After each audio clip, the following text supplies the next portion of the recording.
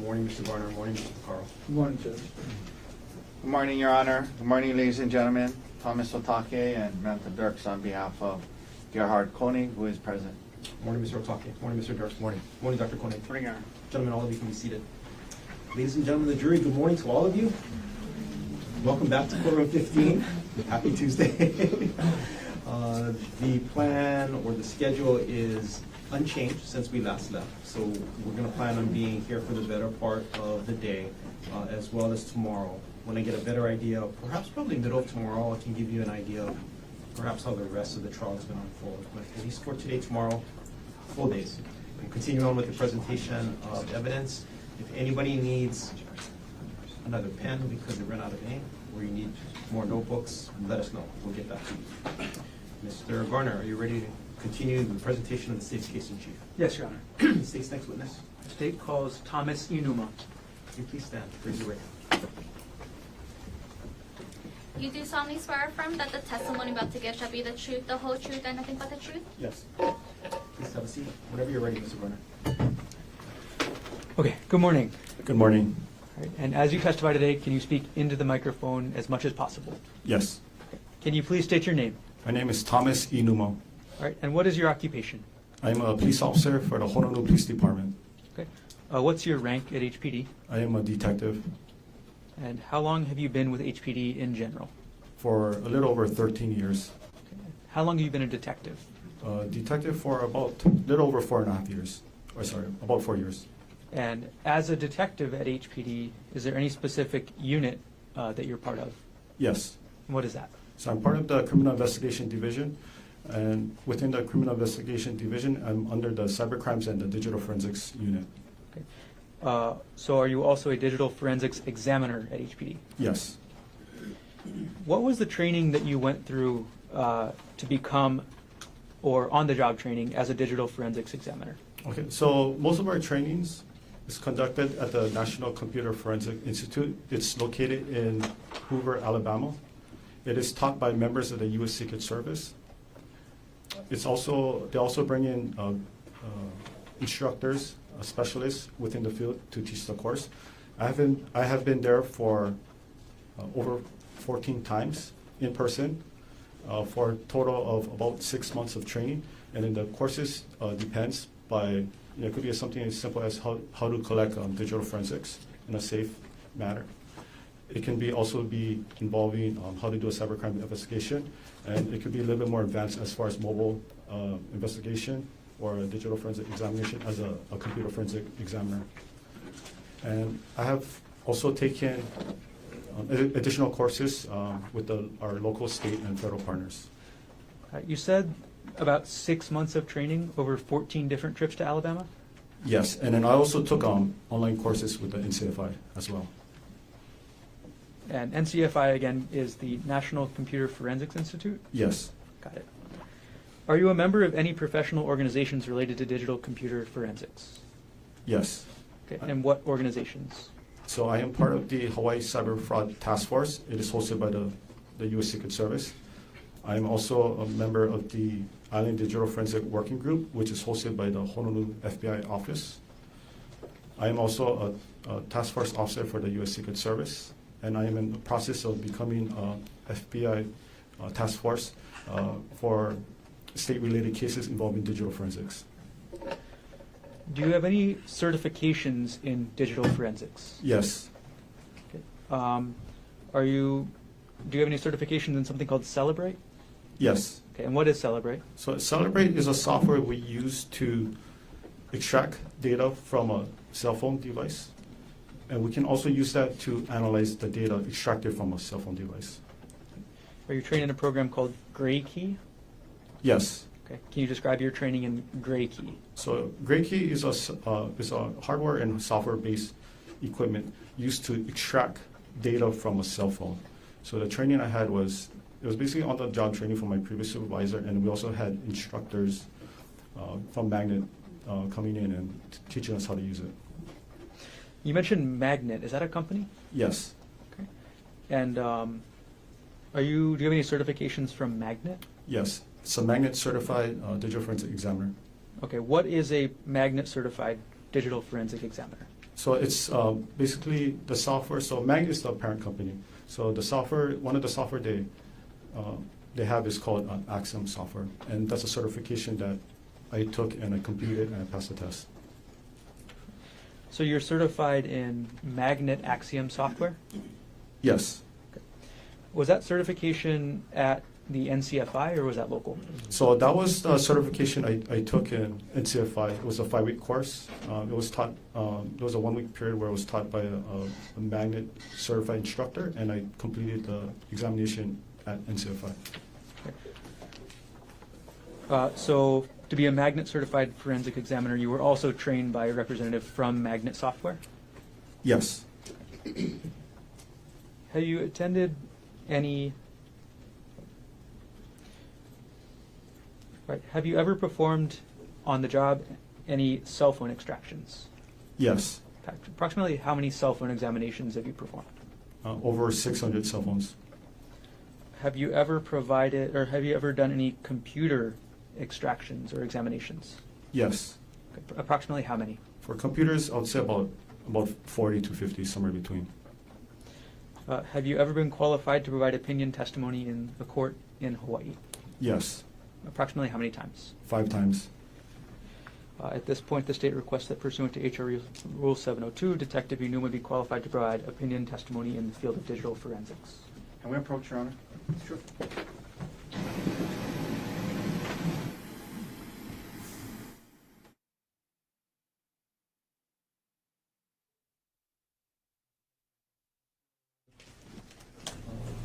Otake, any?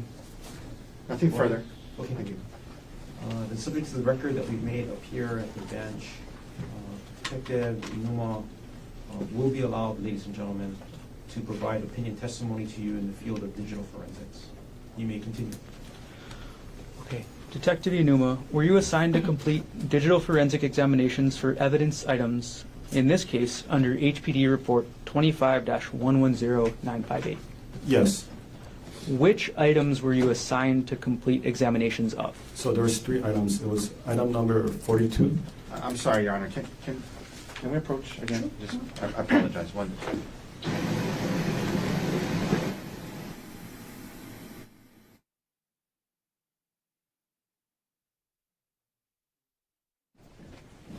Jump back just a second, Detective Inuma. Okay.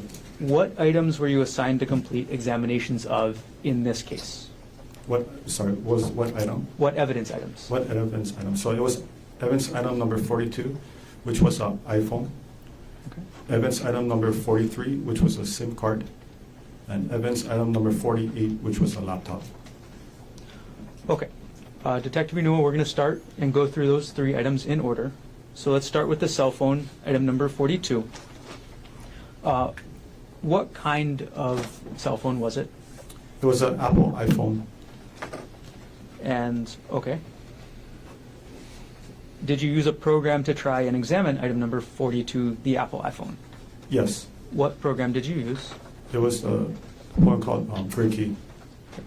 When you received it, I'm sorry, and then did you receive the iPhone from the evidence room or from the detective? For this one, the item number 42 and 43, I received it from Detective Tracy Spacek.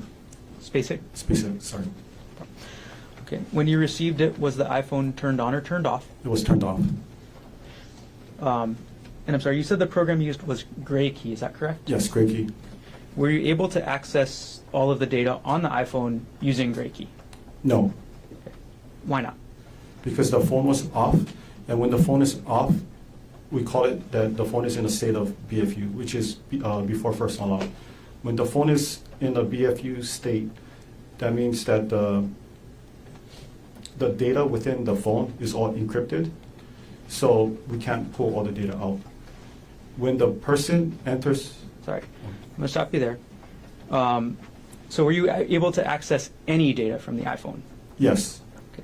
What kind of data were you able to access? I was able to get the make, the model, the name, the Apple or the email address that is associated to the phone. I also got the telephone number and then the software. And then the IMEI, the serial number. Okay. With that limited information that you had, were you able to determine who the owner of the iPhone was? Yes, Who was that? it was Gerhardt Konig. Were you able to find any associated email accounts with that iPhone, which was item number 42? Yes. Okay. Which email accounts? So there were 6 email addresses that was associated with that phone. There was 2 particular that I know offhand. The first one is Konig, so it's spelled Gkonig @gmx.com. And then the second one that was associated with that phone was G Konig, same spelling, @proinbox.com. Okay. Were you able to access things like call history, message history, photos, internet searches? No, And once you got to that point where you couldn't access anything else, did you continue examining the iPhone? not the iPhone itself. All right, Detective Inuma, let's move on to item number 43. And that was a SIM card you mentioned, right? Yes. Okay, first off, what is a SIM card? So a SIM card is basically stands for subscriber identity module. So it's the chip that's inserted inside the cell phone, which will allow you to connect to the mobile network, such as T-Mobile, AT&T, Verizon. And how does a SIM card work in an iPhone like the one that you examined? So this one was an iPhone 13 Pro. So iPhone 13 Pro is the last model from Apple that has a physical SIM card slot. Anything newer from iPhone 14 and newer doesn't have a SIM card slot. It's all electronic SIM card. So for this one in particular, it was an iPhone 13 Pro. So there's a SIM card slot, and there's an ejection port within the phone. Okay. I'm going to put on the screen next to you, Detective Inuma, State's Exhibit number 85, which is already into evidence. Okay. Could you take that wooden pointer that's against the back wall behind you, and could you point out to us what the 2 items in this photograph are? Yes. So this item over here on the left, this is the SIM card slot. And then the one on the right is the actual SIM card. So the SIM card is inserted onto this SIM card tray, which is then placed inside the phone. Okay. And now I'm going to publish State's Exhibit number 84, already in evidence. And I'm going to zoom into the center portion of this photograph. Okay, Detective Inuma, what are we looking at this part of the photograph? So this is the part I was mentioning about. So this is where where you would insert the SIM card tray in here. And if you look at this photo right over here, you can see that the SIM card tray is not inside the phone. How do you remove the SIM card tray? So we have this tool, which is basically the SIM card removal tool. And it's about 1/2 inch long, and then the tip is very small, size of like a pinhole. And we insert it inside this hole right over here. You have to apply some force to it, and then the SIM card slot will eject. Are there any household items that can be used along with that official SIM card tool that you mentioned? Objection, Your Honor. Can we approach? Sure.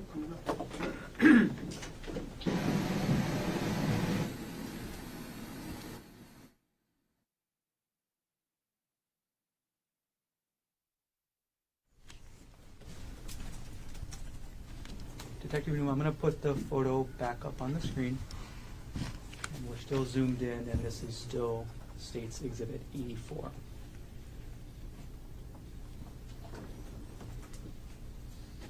All right, Detective Inuma, are there any household items that can be used along with the official SIM card removal tool to open that SIM card slot?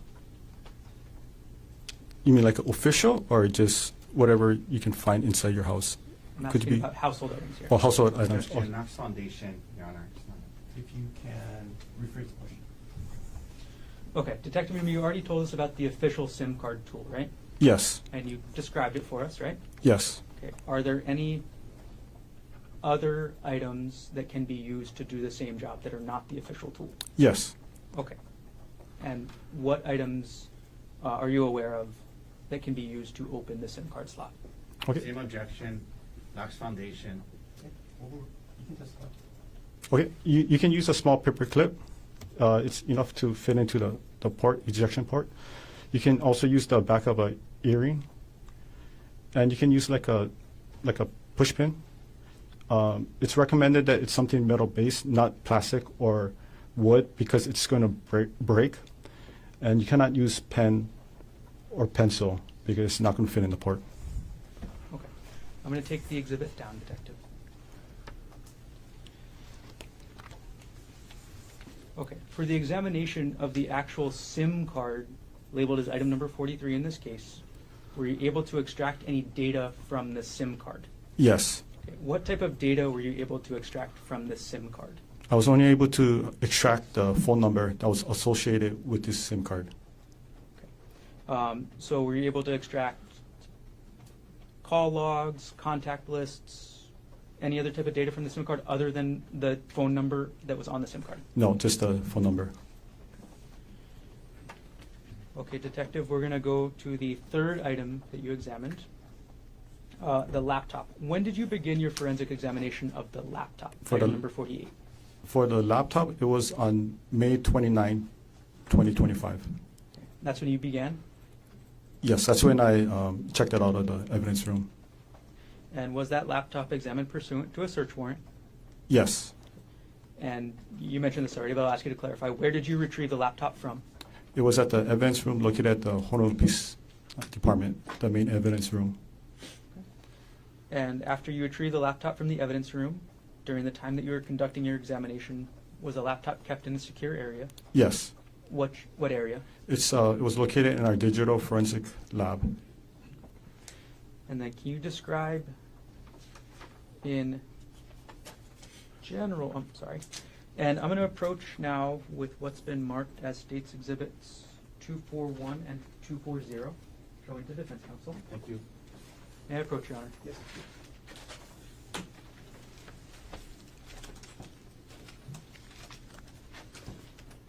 Okay, Detective Inuma, I've handed you what's been marked as States Exhibit 240 and 241.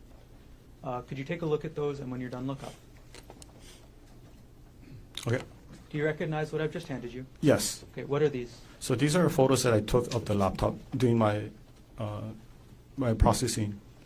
Okay, and this is the laptop, item number 48 under this case? Yes. Do these photos fairly and accurately depict the laptop as you observed it during your examination in this case? Yes. At this point, the state moves 240 and 241 into evidence. Mr. Otake, No objection, Your Honor.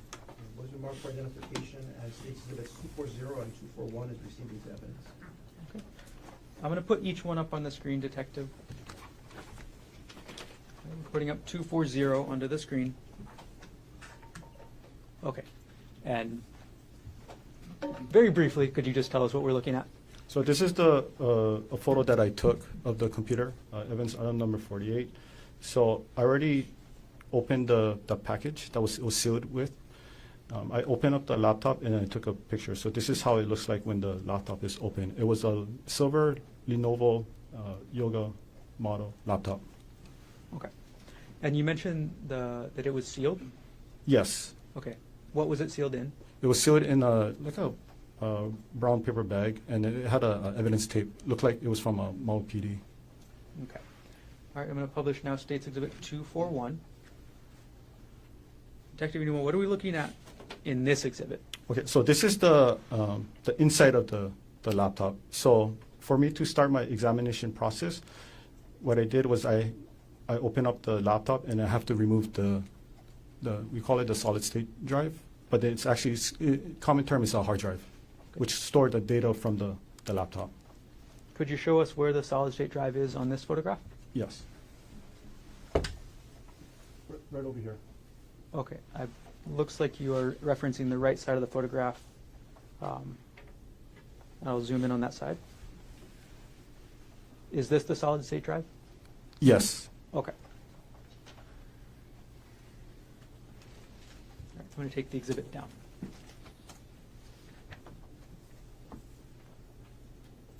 All right, can you describe for us how you conducted the examination of the laptop? how I conduct it. Okay, so once I removed the solid state drive from the laptop, I used a equipment called the Tabloid TX1. That is basically a imager that was issued to us by the U.S. Secret Service. So it's a built-in write blocker, meaning that there's no data that's going to be written onto the evidence hard drive. And from there, I would make a image of the hard drive and then place it onto a working copy. For images, image means in the terms of digital forensic, image means making an exact copy. So it's a bit by bit. So for example, if you have a piece of paper with writing on it, you go to a Xerox machine, you make a copy, you get the same copy. So that's basically what the process I did to extract the data from the laptop. And you mentioned the TX1 program to do the imaging? Yes. Okay. Were you trained in the TX1 program? Yes. Were you acting in accordance with your training on the TX1 program when you imaged item number 48, the laptop in this case? Yes. And once you image or make a copy of the contents of the hard drive, sorry, scratch that. I'm going to start the question again. Did you make an image of the entire contents of the hard drive? Yes. Okay. So once you make the copy or the image of the entire contents of the hard drive, what did you do with it? So after I made a copy of it, so it provided me with the hash, and then I look at the data on the screen, and it was a successful transfer of data. And I verified the hash. Hash is a mathematical algorithm. It's made up of both numbers and characters to show that the data wasn't changed. So if it was changed, it was tampered with, then I'll know that something is wrong with this extraction. And did the hash value of the image match what you were looking to compare it with? Yes. Okay. And once you saw that the hash values matched, what did that tell you? That it was a true copy. Okay. So now you have the hashed copy of the image from the hard drive. What's the next step in your examination? So the next step is I put it into my forensic computer. And that's where I use a software called Axiom. And Axiom is a software used to analyze data such as computer, hard drive, SD card. You can also do it for cell phones too. This is the Axiom. Is this from the magnet company you mentioned earlier? Yes. And are you certified in the Axiom software? Yes. Were there any limitations to the data that you were accessing? Yes. Okay. Were there any time limitations? Yes. What were the time limitations that you were using? So based on the search warrant, the time limitation was from December 1st, 2024 to March 24, 2025. Okay. Were there any content limitations to what you were accessing? Yes. And do you recall all of those content limitations? How does the content limitations work? So there were a total of 32 key terms that was listed in the search warrant. So I have to abide by the law to only search for key terms within the search warrant. I can't go outside the scope of the search warrant. Okay. And then how do you use the magnet software to limit the data to those time constraints and the content limitations that you just described? Okay, so for the Axiom software, so I'm the only one that has the full copy, the full access. So as soon as the Axiom software is loaded onto my computer, first thing I did was I filtered it through the date range. So on one of the toolbars, you can actually input the date. So I inputted December 1st, 2024 to March 24, 2025. And I pressed OK, and it basically filtered only to those dates. And I can't see anything outside of those dates. And then how do you filter through the content limitations? Okay, so as far as the content, so I had the search warrant next to me. So I would type in, I'll use the filter feature as well. I would type in each of the keywords that was listed on the search warrant. So those 32 keywords that was listed. Each one, I would flag it with a different color code. So I know that the reason why I flagged it is because it meant certain keywords. All right. When you examine the laptop, how many user profiles were on the laptop? There were a total of 3 user profiles. of those 3 user profiles, how many of them were active? There were only one active user account. Okay, so those other 2 profiles It was disabled. disabled. Okay. What was the username for the single active account on that laptop? So the username was G Konig, so it's Gkoni. Okay. Based on your examination of the laptop, was there a full name listed for that user, G Konig? Yes. What was the full name listed for that user? The full name listed was Gerhardt Konig. Were there any email addresses attached to the username based on your examination of the data on the laptop? Yes. What email address? It was G Konig, so Gkonig at gmx.com. Was that email, gkonig at gmx.com, connected to any other device you examined in this case? Yes. What other device was that email connected to? It was connected to evidence item number 42, which was the iPhone 13 Pro. Were you able to determine what time zone the laptop was set to run on? Yes. And what time zone was that? It was a Hawaii Standard Time. Okay. Overall, did you find data relevant to this case on the laptop? Yes. Before we get to that, I'm going to ask you for a couple definitions. In digital forensics, do you use the term artifact? Yes. What does the term artifact mean in digital forensics? Okay. So artifact means it's data that is stored on a digital device that is created by the user or the system itself. So for example, if you type something on the internet, for example, like Google on the search bar, if you put in a search term, without your knowledge, it's going to be recorded on the hard drive of the system. And it's going to be in the database where afterwards, using the forensic software, we can see what was entered. And okay. Which operating system was the laptop using? It was using Windows 10 Home. Are you familiar with the Windows 10 Home operating system? Yes. Does the Windows 10 Home operating system retain records of user computer activity? Yes. And are those records, is each record an individual artifact? Yes. And how does the Axiom magnet software display artifacts?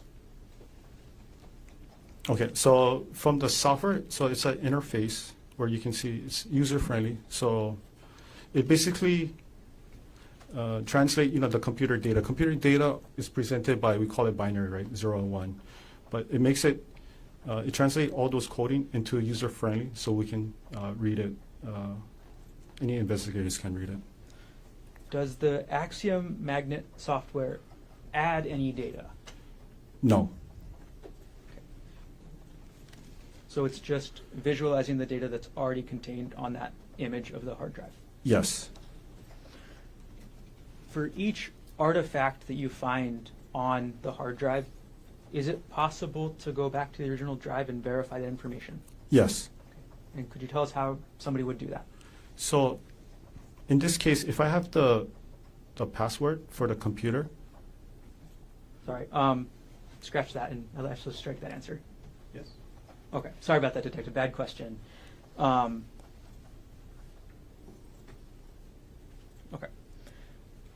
And when you look at an artifact on the laptop, is the artifact a statement of a person, or is it automatically generated data from the computer? It could be both. Okay, so it depends on the artifact. Depends on the artifact. Okay.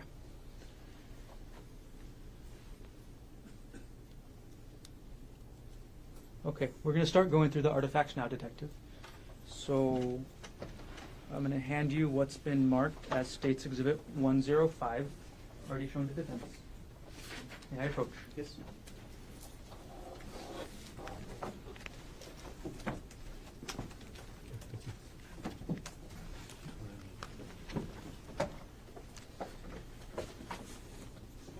Okay, Detective Newman, could you take a look through the exhibit that I just handed you, which is again State's Exhibit 105?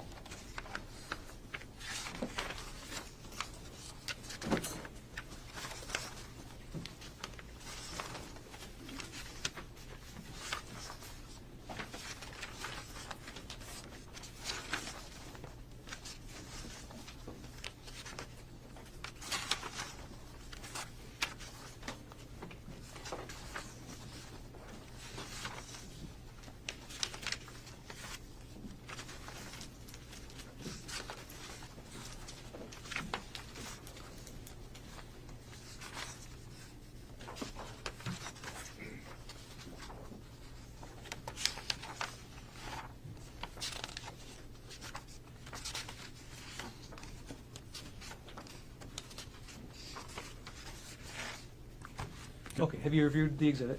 Yes, Okay, do you recognize what this is? yes. Okay, what is this exhibit? So this exhibits contain artifacts of searches on Reddit. Okay. Can I explain what Reddit is? Could you explain what Reddit is? Okay. Yes. So Reddit is an online social media platform that allows people to share content. You can ask advice, you can give advice, and you can pretty much have any kind of discussion on any topics you want. To view Reddit, you don't need an active account. However, if you want to post comment or respond back, then you're going to have an active account, which is free. And within the Reddit ecosystem, they call it the subreddit. So subreddit is, in simple terms, like a community who are, passionate about certain items. So I'll give you an example. One could be like, if you like Hawaiian foods, right? So it's going to be displayed as lowercase r with the backslash. You might have like Hawaiian food, right? So people in the community who loves Hawaiian food will talk about, Hawaiian food, lau lau, lomi salmon, all that good stuff. You're not going to have people commenting about where can I buy a new car, or they're going to have another subreddit for new cars or used cars purchases. Okay. Have you reviewed the artifacts contained in this exhibit on the Axiom software yourself? Yes. Are these artifacts that you viewed in Exhibit 105, are the artifacts in this exhibit computer generated or person generated? These were computer generated. And Well, objection, that's foundation. okay. And how were these artifacts computer generated? So these were searches. Same objection, just do it Reddit. He's not an expert in Reddit. Okay, so these were searches made from Google, on Reddit, but the artifacts was from Google Chrome web history. Okay. And are the papers that you viewed in States Exhibit 105 true and accurate copies? I'm sorry, back up just a little bit. Which was the user on the laptop that these artifacts came from? So for all of these artifacts, right, they all came from the user's name, G. Konig. And what was the full name for user G. Konig again? It was Gerhardt Konig. And you mentioned that this was Google Chrome. Can you explain how these artifacts ended up with Google Chrome? Yes, so Google Chrome is a internet service provider. So it's very similar to Microsoft Edge or Apple Safari. So when you type in, if you're using online activity on Google Chrome, right, all those data will be stored onto the computer. Okay. And are these printouts that you've reviewed for Exhibit 105 true and accurate copies of the data from the user G. Konig's internet history as related to Reddit.com?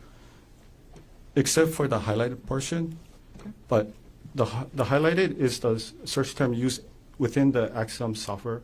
It helps us investigator to locate key terms quickly. But other than that, it's a true and accurate copy. Okay, so does the highlight mean, and what is the word highlighted in this exhibit? So highlight means in the Axiom software in the top right corner, it's like a global search, right? So if you're looking for any keywords or just any words in general, you just type it on there and it's going to find the word that you actually inputted onto the software, and it's going to look for any key hits. Okay. It doesn't have to include only search warrant items that was listed in the 32 items. It can be any items because I already filtered the search warrant, we call it the image. So everything within the program is, we call a lawful search. Okay. What word is highlighted in this exhibit? The highlighted word is Reddit. Okay. And does the highlight mean that word is any more or less important than any other word? No. Okay. It just means it's highlighted? Yes. And you said that other than the highlight, this is true and accurate copies of the data that you pulled from this laptop. Is that true? Yes. At this point, the state moves Exhibit 105 into evidence. Can I just approach briefly, Your Honor? Sure.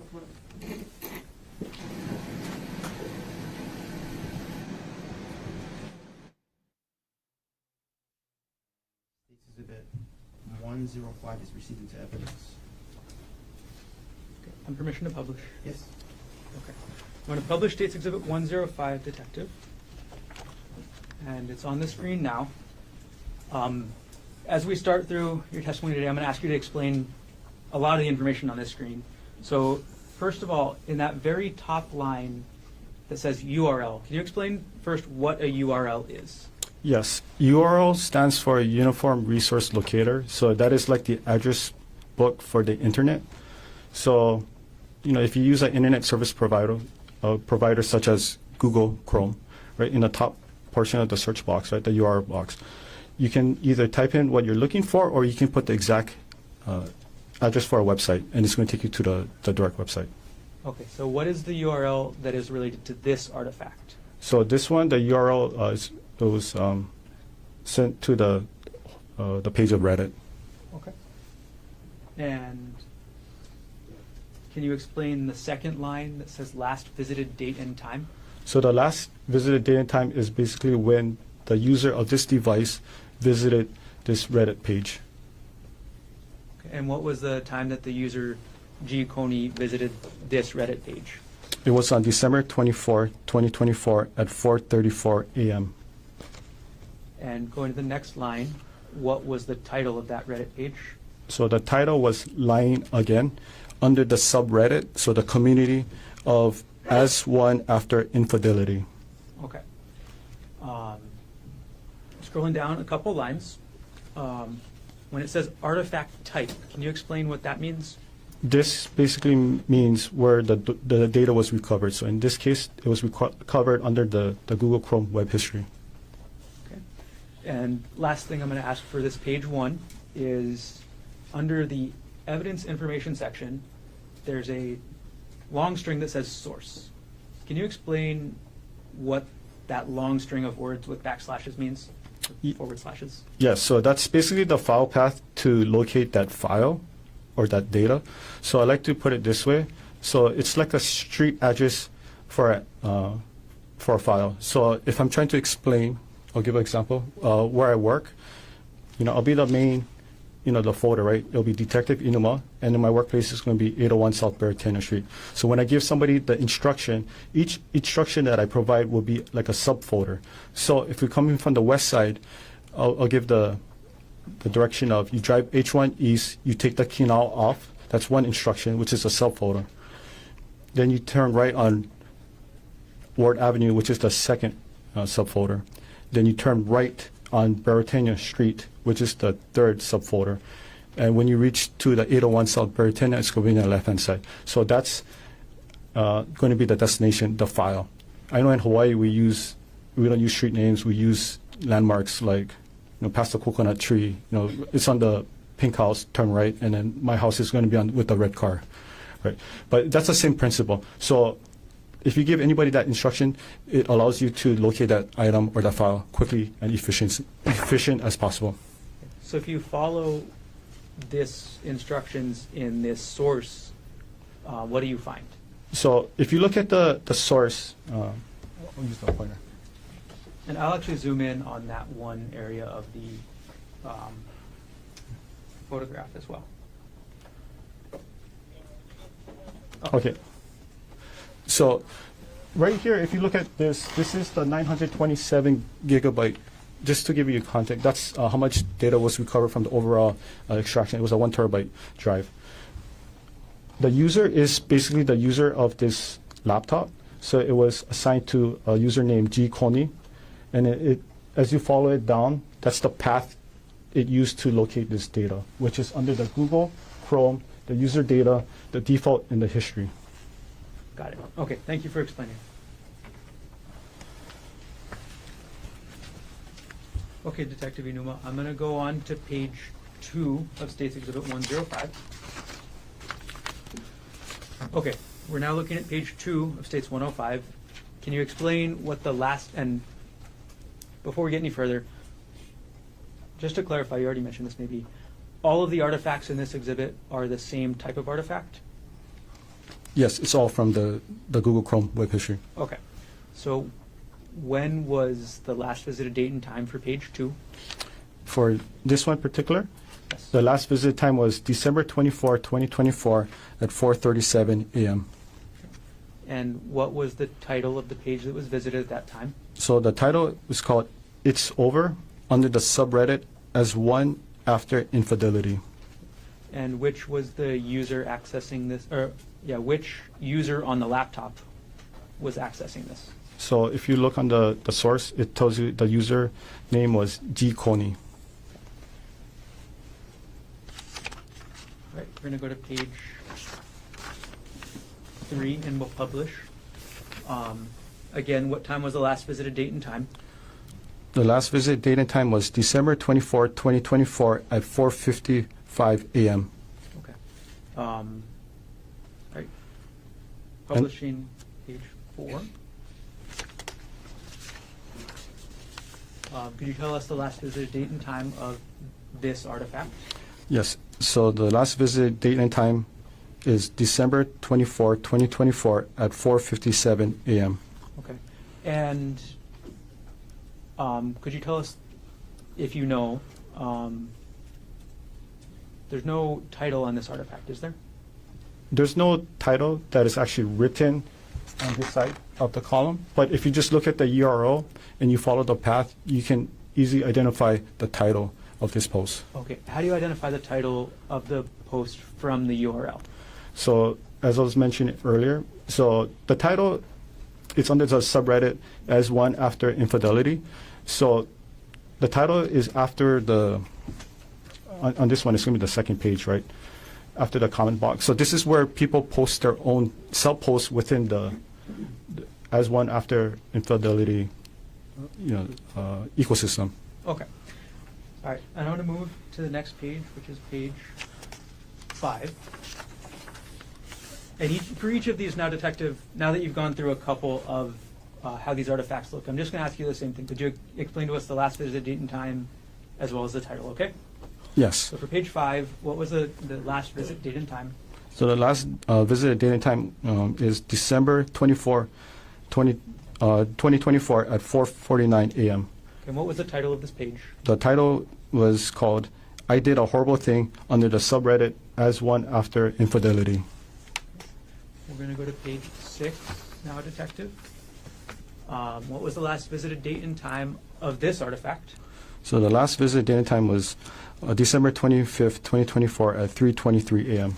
Okay. And what was the page visited in this? So in this one, it was the homepage of the as one after infidelity under the Reddit website. That was the home page of this specific subreddit? Yes, this is the homepage, correct. We're going to publish now page 7 of the exhibit.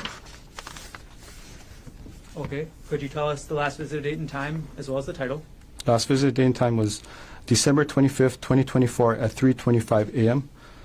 The title for this visit was called Wives, Why Did You Do It? Under the subreddit of As One After Infidelity. Next page, page 8. Can you tell us what the last visit date and time and the page visited? Yeah, so the last visit date time is December 25th, 2024 at 3:37 a.m. And then the homepage was the As One After Infidelity. Page number 9 of the exhibit. Could you tell us what the last visited date and time is, as well as the title of this page? Yes, it was December 25th, 2024 at 3:38 a.m. The title of the page is Peer Support, Advice, and Removals under the subreddit of As One After Infidelity.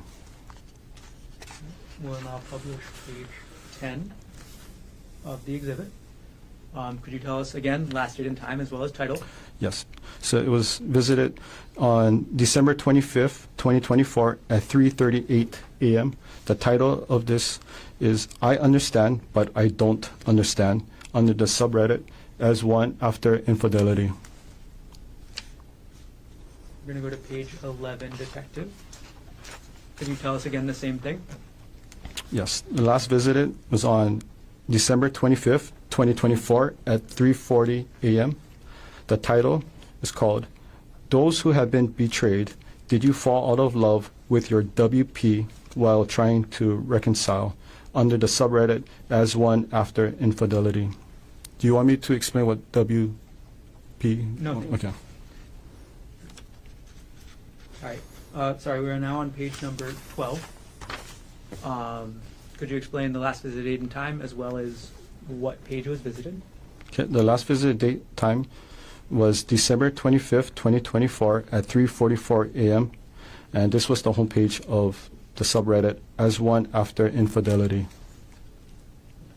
Publishing now page 13 of the exhibit. Could you tell us the last visited date and time as well as the page that was visited here? Yes, it was December 25th, 2024 at 3:44 a.m. The title is called Surviving Infidelity. Is this the same subreddit we mentioned, or is this a different one? This is a different one. So the subreddit for the community is called Surviving Infidelity. Okay. Moving on to the next page, page 14 of this exhibit 105. Could you tell us the last date and time as well as the title? Yes. Okay. So it's December 25th, 2024 at 3:45 a.m. The title is called Just Found Out She Cheated under the Reddit search. Okay. Now you say Reddit search. Is this a specific subreddit? Just by looking at the file path, it appears that it was it's one of those, probably the search box within the Reddit page. Okay. So And the then- search. Okay, so if you look at the URL, I'll show you this Okay, part. I'll zoom into the URL as well.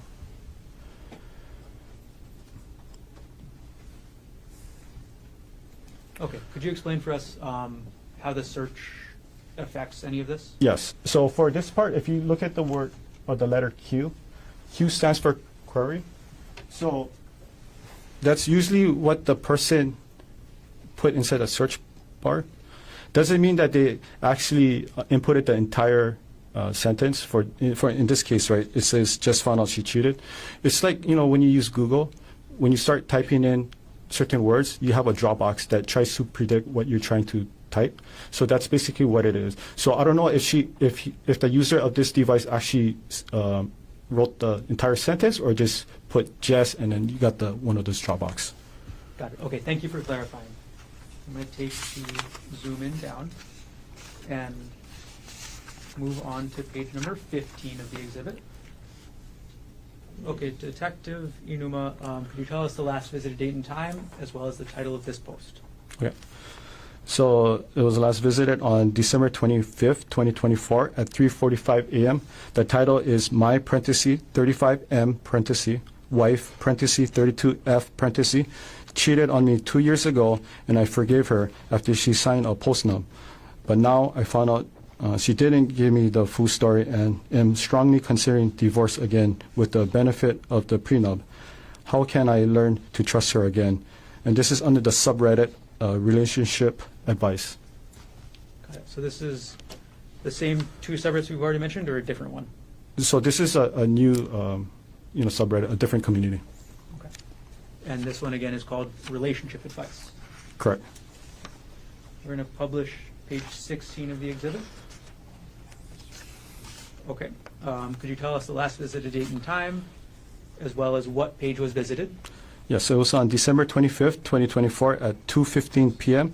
and it was visited the homepage of As One After Infidelity.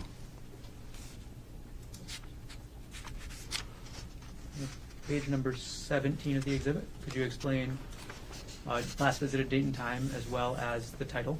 Yes, so it was visited on December 25th, 2024 at 2:16 p.m. The title is called Expecting More Disclosure under the subreddit As One After Infidelity. Page number 18 of the exhibit. Could you tell us the last visited date and time as well as what the title of the page was? Yes, so it was on December 25th, 2024 at 2:17 p.m. The title is 6 Weeks Out from D-Day under the subreddit As One After Infidelity. We'll go to page 19. Could you tell us again last visited date and time as well as what page was visited? Yes, so it was on December 25th, 2024 at 2:18 p.m. and this was the homepage of As One After Infidelity. we're now on page 20, almost there, of this exhibit. Could you explain to us, same thing as always, last visited date and time, as well as title? Yes, so it was December 25th, 2024 at 2:19 p.m. and the title is Can't Have Physical Relationship with WP Anymore, under the subreddit as one after infidelity. Page number 21 of the exhibit. Could you tell us what the last visited date and time is, as well as explain what the URL means? Yes. So the last visit date and time was on December 25th, 2024 at 2:22 p.m. And based on the URL, so it was under the subreddit as one after infidelity, and the user of this device searched for the term DARVO, D-A-R-V-O. Okay. Detective Inuma, do you know yourself, have personal knowledge of what the term DARVO means? Prior to this, Objection, Max Foundation. Ask the Lane Foundation. Go ahead and answer the question. So do you have personal knowledge of what the term DARVO means? no. Okay. When you say prior to this, do you have personal knowledge today of what that term means? Yes. Okay. Same objection, Your Honor. How did you acquire that knowledge? So I used the Reddit. I visited the Reddit page and I basically type in DARVO. And also use Google search to just cross-reference it to make sure that it's similar Okay. definition. And based on your research, and sorry, was it the same Reddit page as this, as one after infidelity? Yes. Were you able then to determine what the term DARVO means? Yes. Okay. Detective Inuma, could you explain to us what the term DARVO means? Give it just a moment. Okay. Could you explain to us? Hearsay, but that's fine. Whatever. Could you explain to us what the term DARVO means? So the DARVO, so it's an acronym. So the D stands for deny, A stands for attack, R stands for reverse, victim, and offender. Thank you for explaining. We're going to move to page number 22. Okay. Now we have page 22 of State's Exhibit 105. Could you explain to us, again, last visited date and time, as well as the title of the page? Yes, so it was visited on December 25th, 2024 at 2:22 p.m. And the title is Dealing with Intense Limerence / Affair Fog and DARVO from my wife detail under the subreddit as one after infidelity.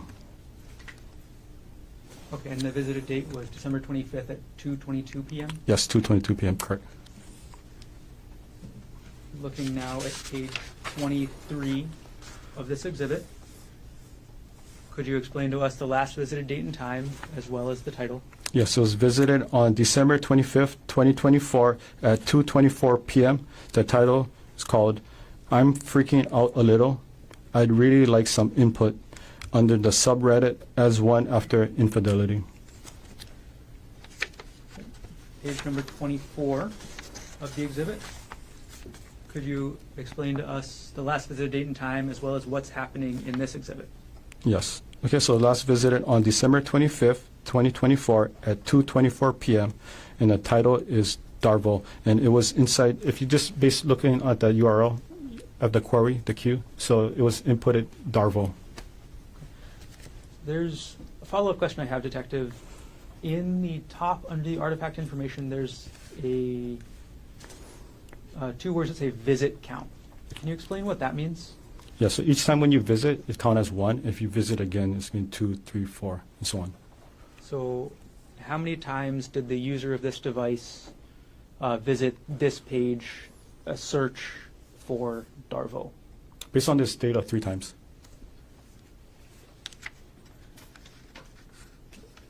Moving on to page number 25, could you tell us the last visited date and time, as well as what page is being visited? Yes, so it was visited on January 15th, 2025 at 9:35 a.m. and the visited page is the as one after infidelity. Okay. Now, could you explain to us, Detective, I see that there's a transition type and it says typed under the fourth line in this artifact information. Could you explain what that means? Yep, so the user of the device likely type in the URL. And last page of this exhibit, could you explain to us the last visited date and time as well as what page was visited? So the last visited date and time was on January 15, 2025 at 9:36 a.m. It was under the Reddit. The title is called Reddit Dive Into Anything. Okay.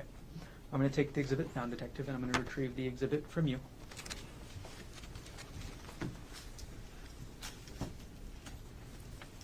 I'll hand the exhibit to the clerk.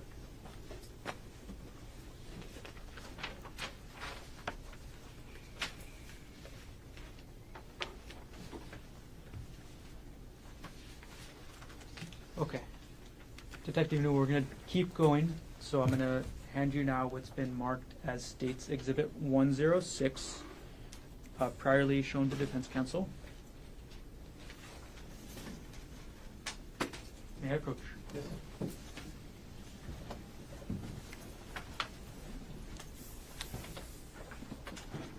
Okay, Detective Unuma, I've handed you what's been marked as State's 106. Could you take a look through real quick and look up when you're done?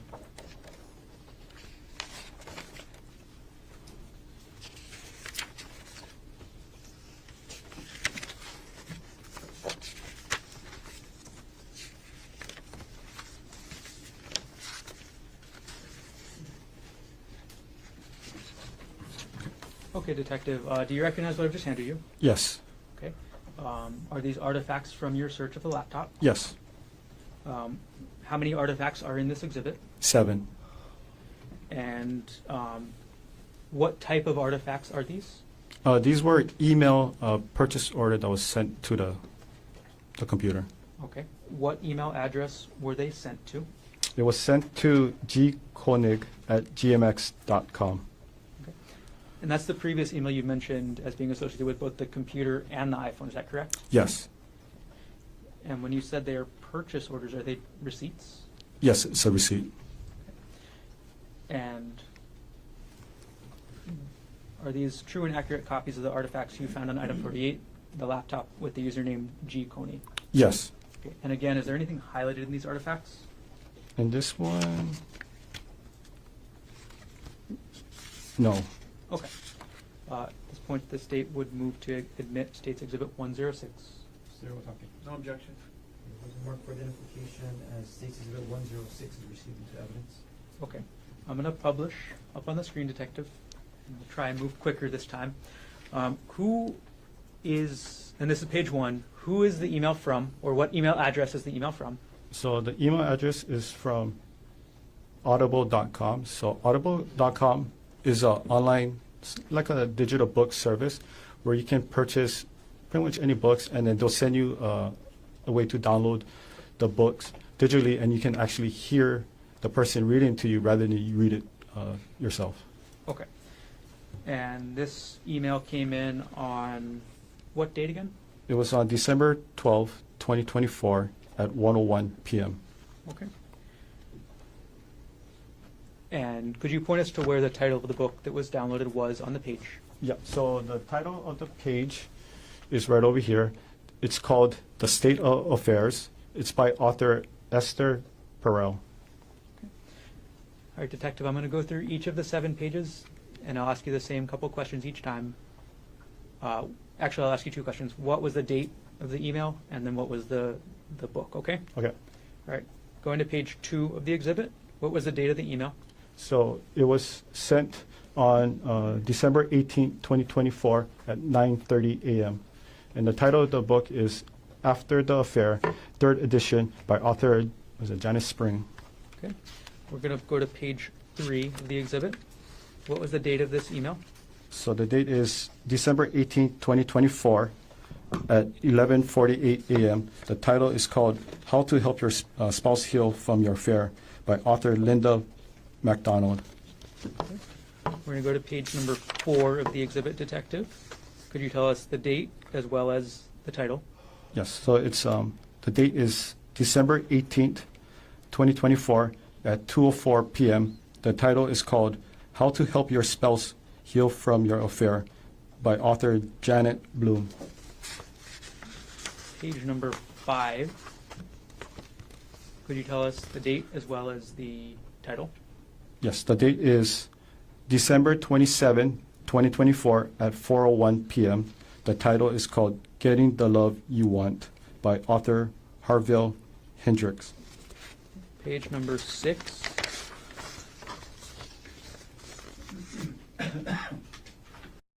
Could you explain the date as well as the title? Yes, so the date is January 7, 2025 at 4:32 a.m. And the title is called Not Just Friends by author Shirley Glass. Okay. And page number 7. Could you explain the date as well as the title? Yes, the date is February 14th, 2025 at 12:22 p.m. The title is called The Let Them Theory by author Mel Robbins. Okay. I'm going to take the exhibit down, and Detective, I'm going to retrieve the exhibit from you.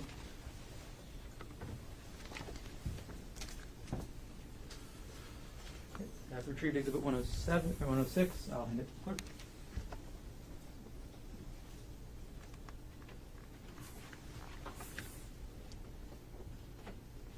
Okay. Detective Numa, I'm going to approach her now with State's Exhibit 107, previously shown to defense counsel.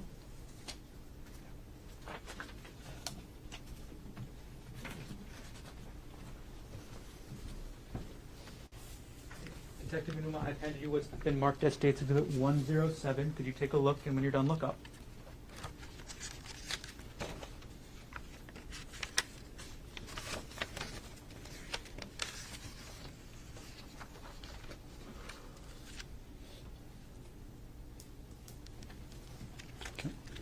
Okay, could you, do you recognize what I just handed you? Yes. Okay, what is this? So this is part of the email file that was sent to the computer.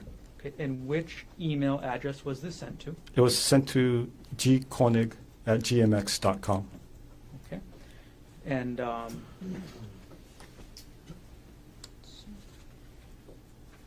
is this artifact a true and accurate copy of the email you found addressed to gkonig@gmx.com, provided in number 48 in the laptop you examined?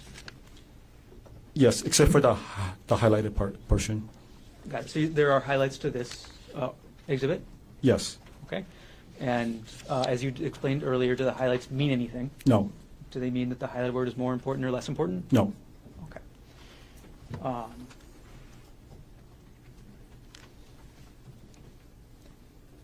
right. And at this point, the state will move State's Exhibit 107 into evidence. Mr. Otake, in addition to the No. record we've already made, No objection. and what has been marked for identification as State's Exhibit 107 will be received into evidence. Okay. All right, Detective, I'm publishing State's Exhibit 107. We're on page 1 here. Could you explain who the email is from? Yes. So the email is from Walmart.com. Okay. And one more time, who the email was addressed to? It was addressed to or sent to the email gkonig@gmx.com. Okay. And the email may speak for itself a little bit here, Detective, but what is the email about?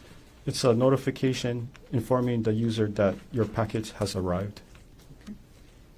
And we're going to go to page 2 of the exhibit. How many items arrived? There were 2 items. Okay. And what was item 2 that arrived? So item number 2 is called Night 64 gigabyte, which is parenthesis 800 hours, hidden voice recorder, HD audio recorder, not sure how to pronounce this word, Gabadora de Vol Espia, voice activated recorder, spy device, comma, a secret recording device. Okay. And going back to page 1 of the exhibit, Detective, what date did this email come in? So it came in on December 31st, 2024 at 8:52 a.m. Okay. And does the email also state when the order was placed? Yes. And when was that? So the order date was on Friday, December 27, 2024. Got it. Okay. I'm going to take the exhibit down, Detective, and I'm going to retrieve the exhibit from you.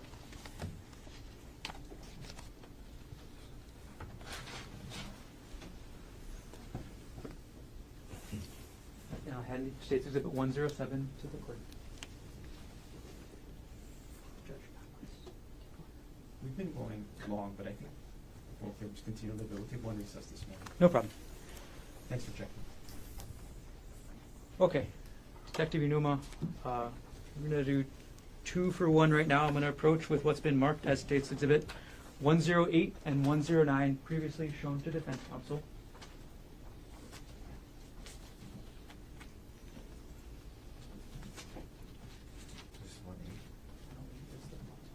Okay, thank you. Your Honor, may I approach? Okay, Detective Inuma, I'm handing you now what's been marked as State's Exhibit 108 and 109.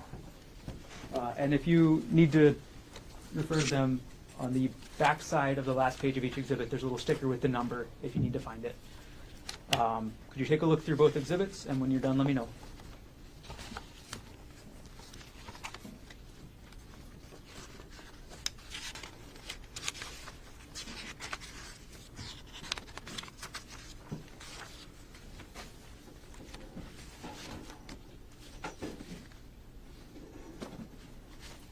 Okay.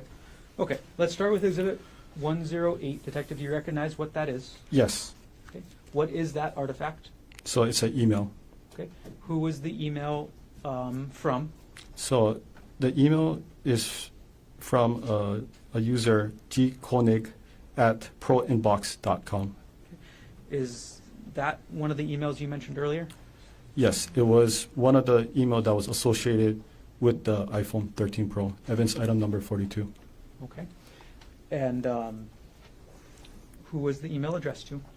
It was addressed to a person by the email, just by looking at the name, Andrea Miller at, I think it's like KYNDRYL.com. Okay.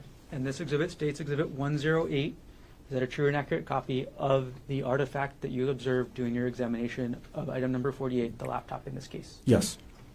At this point, the State moves Exhibit 108 into evidence. Mr. Otake, No objection, Your Honor. with the mark for identification as State's Exhibit 108 is received into evidence. And Detective, could you take a look at 109 that you have as well?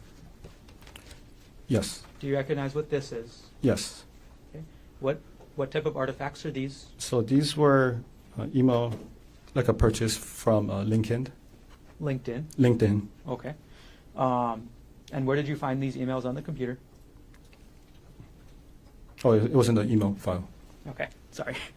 Who were the emails addressed to? It was addressed to the email address gkonig at proinbox.com. Okay. And how many pages are in this exhibit?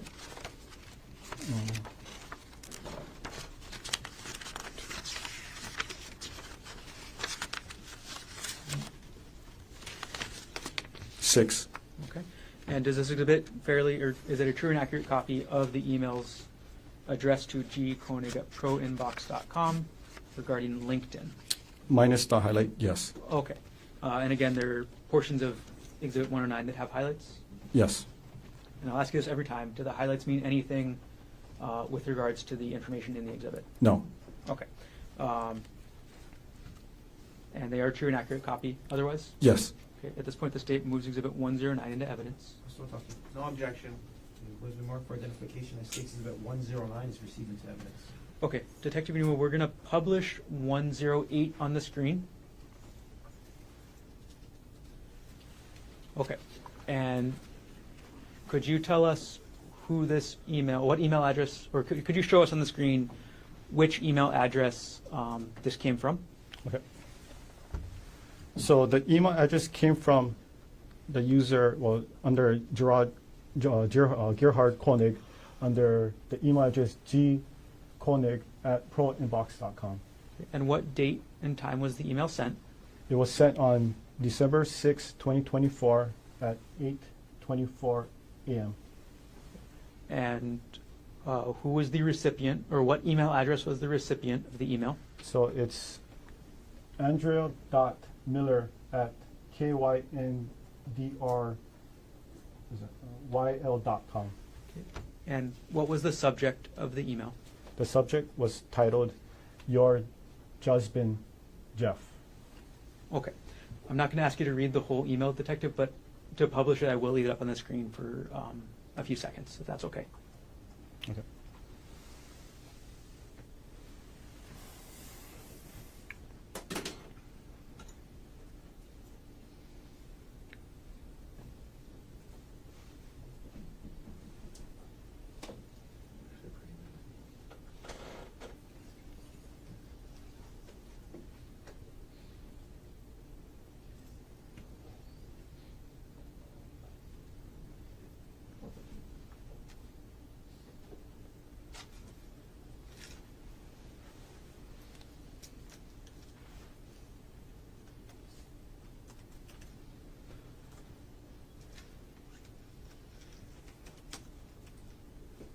I'll leave the exhibit up for just another couple of seconds, and then I'll take it down.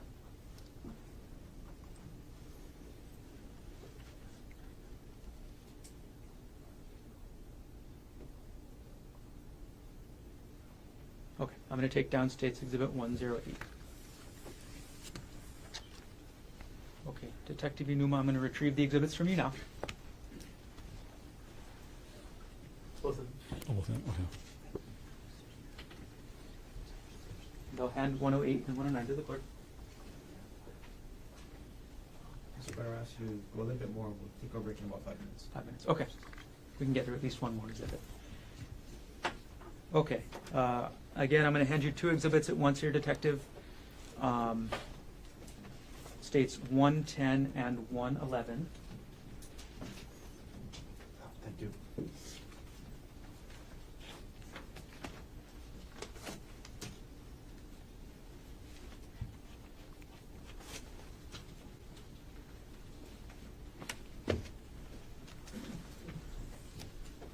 Okay, Detective. I've handed you States 110 and 111. Could you take a look at those for us?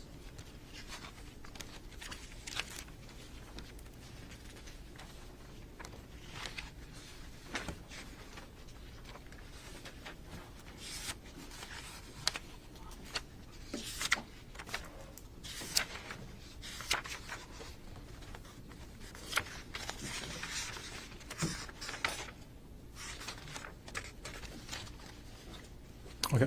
Okay. Do you recognize what I've just handed you? Yes. Okay. What are these? So these are artifacts of the searches that was made on the computer from Google searches regarding hikes. Okay. You said these are artifacts regarding hikes? Yeah, regarding hikes. Oh, it has other things too, but regarding hikes. Okay. And are these artifacts, sorry to clarify, are they search history artifacts? Yes. Okay, and what is the date range of these search history artifacts? So so it's from February 28, 2025, and then the last one is March 4th, 2025. Okay. Are these true and accurate copies of the search history artifacts related to hiking that you found on item 48, the laptop with the username G. Konig? Yep, so the first one, that's one I highlighted during my search under my report. The second one, it's highlighted, Okay. and again, it doesn't mean anything. The highlights, again, don't mean anything? Correct. Okay. So other than the highlights, are they true and accurate copies of the artifacts you found on the laptop? Yes. Okay, at this point, the state moves exhibit 110 and 111 into evidence. Let's go talking. No objection. Please mark for identification as states that 110 and 111 will be received into evidence. Okay. Detective Numa, I'm going to publish states 110. Okay, could you explain to us what we're looking at? Okay, so this is what I use for the Axiom software. So I filtered it, and if you look at it, these are all search history relating to hikes. That was, the search term was provided from the search warrant. Okay. And we're going to move on to States Exhibit 111. And we're going to go through each page here, Detective. So could you explain to us, going from the stop, so page 1 of Exhibit 111, what is the search term? The search term for this was Maui secret hikes. Okay, and how does the software pull that search term? So it was, the artifact was from the Google search database.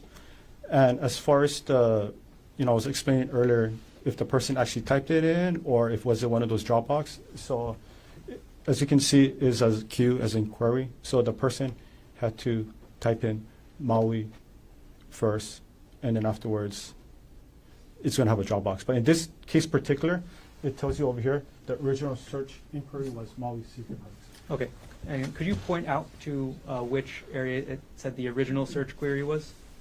Yeah, right over here. And again, just to remind us one more time, what user on the laptop is putting this search query in? So it's under the user G20. Okay. And what date and time was this search done? It was done on February 28, 2025 at 2:55 p.m. Okay. Detective Newman, we're going to go to page 2 of the exhibit. Could you tell us the date and time as well as the original search query for this page? Okay. The date and time is February 28, 2025 at 3:13 p.m. The original search query was secret hike Waikamoi Falls. All right. We're going to move on to page 3, Detective. Could you tell us what the date and time of the search was as well as the search query? Okay, so the date and time was February 28, 2025 at 3:17 p.m. The original search word was best hikes on Oahu. We're going to go to page 4. Detective, are we still looking at a Google search for page 4 of this exhibit? Not this one. Okay. Could you tell us then the last visited date and time of this page as well as the title of the page? Yeah, so this is the website called alltrails.com. The last visited daytime was February 28, 2025 at 3:17 p.m. The title of this is called 10 Best Trails and Hikes in Oahu by All Trails. Detective, we're going to go to page 5 of the exhibit. Could you tell us what sort of website we're looking at with this artifact? So this is a YouTube video based on if you look at the URL, it's youtube.com, and it's a video file. Okay, and what date and time was this YouTube video last visited? It was February 28, 2025 at 3:30 p.m. and the title was called Easy Hike on Oahu, Makapu'u Lighthouse Trail, and it's a YouTube. Page 6 of the exhibit, Detective. What are we looking at with this page? So it's another YouTube video. It was visited on February 28, 2025 at 3:30 p.m. The title is called The Top 10 Easy Oahu Hikes for Everyone, Hawaii YouTube. Okay. Move on to page number 7 of the exhibit. What type of web page is this, Detective?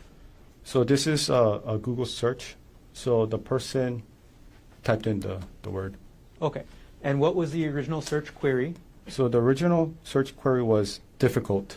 Okay. And what was the ultimate search term? So the search term was difficult hikes Oahu. Okay. How do you get from that original search query, difficult, to the search term, difficult hikes Oahu? So that's one I was mentioning earlier in the Google search bar. When you start typing in, for this example, difficult, and you're going to have all these drop box that tries to predict what you're trying to type next. And what date and time was this search about difficult hikes Oahu done? It was done on February 28, 2025 at 3:31 p.m. A couple more pages, Detective. To page 8 of the exhibit. What kind of website is this? So the website is called journeyarrow.com/Oahu-hikes. Okay. And what date and time was this visited? It was visited on February 28, 2025 at 3:36 p.m. And could you explain what the transition type link means? So the user probably clicked on some kind of website that took them to this page. Okay. Page number 9 of the exhibit, Detective. What website are we looking at? What's the last visited date and time? What's the title? So, okay, so the last visited was on February 28, 2025 at 3:36 p.m. The title of this webpage is called The 35 Best Hikes on Oahu, The Ultimate Guide. And what does the URL say? So the URL said that this was under the, the Stairway to Heaven, Oahu, Hawaii webpage. All right, and last page of the exhibit, Detective. What is the website we're looking at? And what is the title and what is the last visit date and time? Okay, so it was last visited on March 3rd, 2025 at 7:19 a.m. The title of this page is called Palipuka Hike on Oahu, Hawaii, The Hiker's Guide. Okay. All right, I'll take the exhibit down, Detective, and I'll retrieve the exhibits. Can we pause here, Mr. Murray? Yes. Okay. Ladies and gentlemen of the jury, thanks for hanging in there. It's a long morning session. We'll take our morning recess. We'll come back shortly after 11 o'clock. We'll go as far as we can before we take our lunch break. Leave your notebooks on the chair. All rise.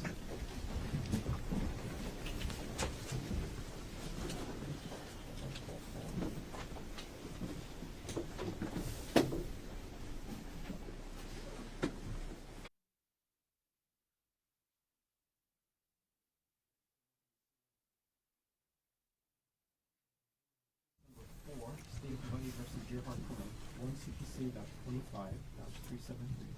Dr. Konig is present in court with all 4 counsel of record. All jurors are back in the courtroom, and Detective Inuma is still on the stand under oath. Ladies and gentlemen, thank you for your patience. Mr. Garner, you may continue on with your direct examination. Thank you. Okay, Detective, first thing I'm going to do is I'm going to retrieve the exhibits that are left up on the stand from before the recess. I can take the photos. I'll hand them to the clerk.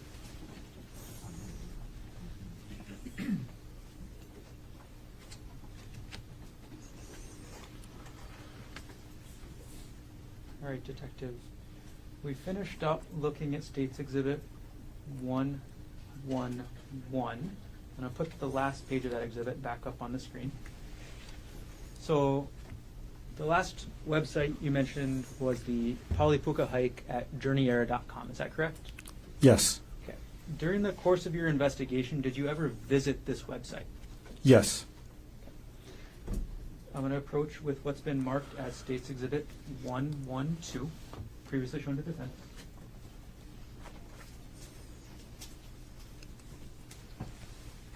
Could you take a look at State's Exhibit 112? And as you do that, I'll take 111 off the screen.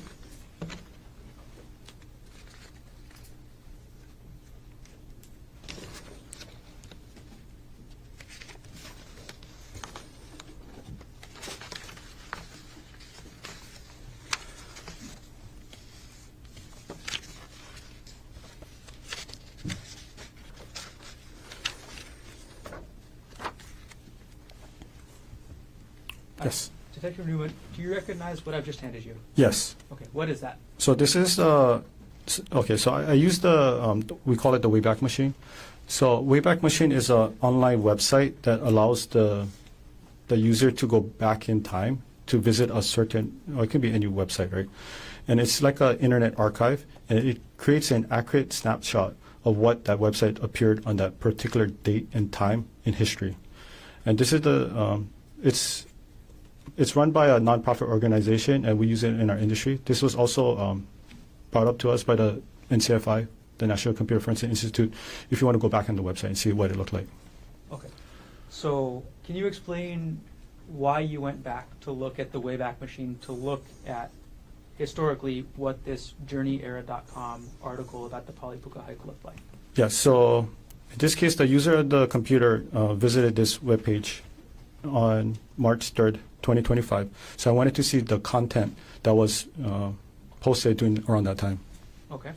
And how did you use the Wayback Machine to view the content as the user would have seen it on March 3rd, 2025? Okay, so I used two different dates, right? So one was, it was occurred prior to the search, which was on January 14th, 2025.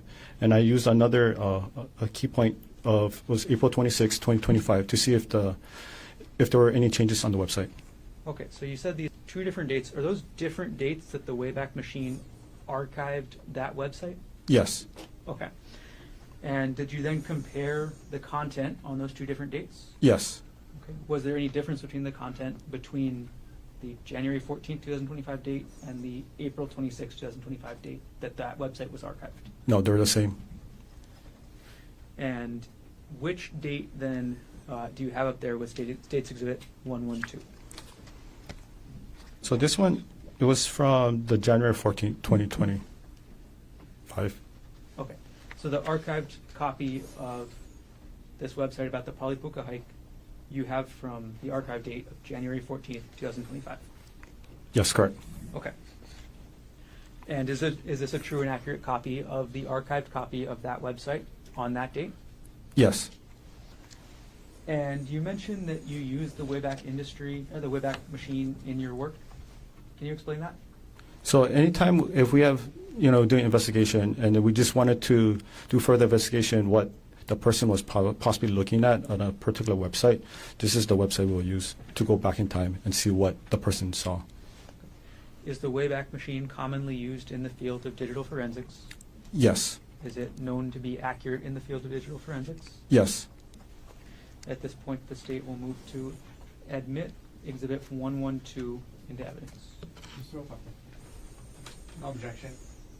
Would have been marked for identification as States Exhibit 112 is received. Okay. Detective Numa, I'm going to publish States Exhibit 112 onto the screen.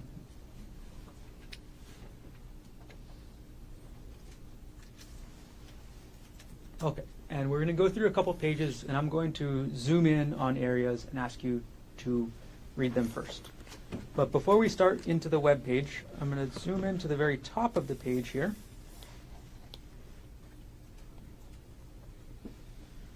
What is that part of the web page?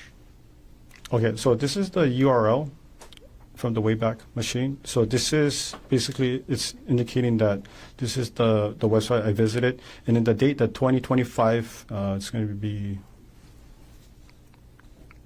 November, or was it January 14th? So that's the date that it was able to capture for this exhibit So for the website. 2025 0114. 14. That's the archive date. Yes, correct. Okay. I'm going to take that down. And we're going to go to page 2.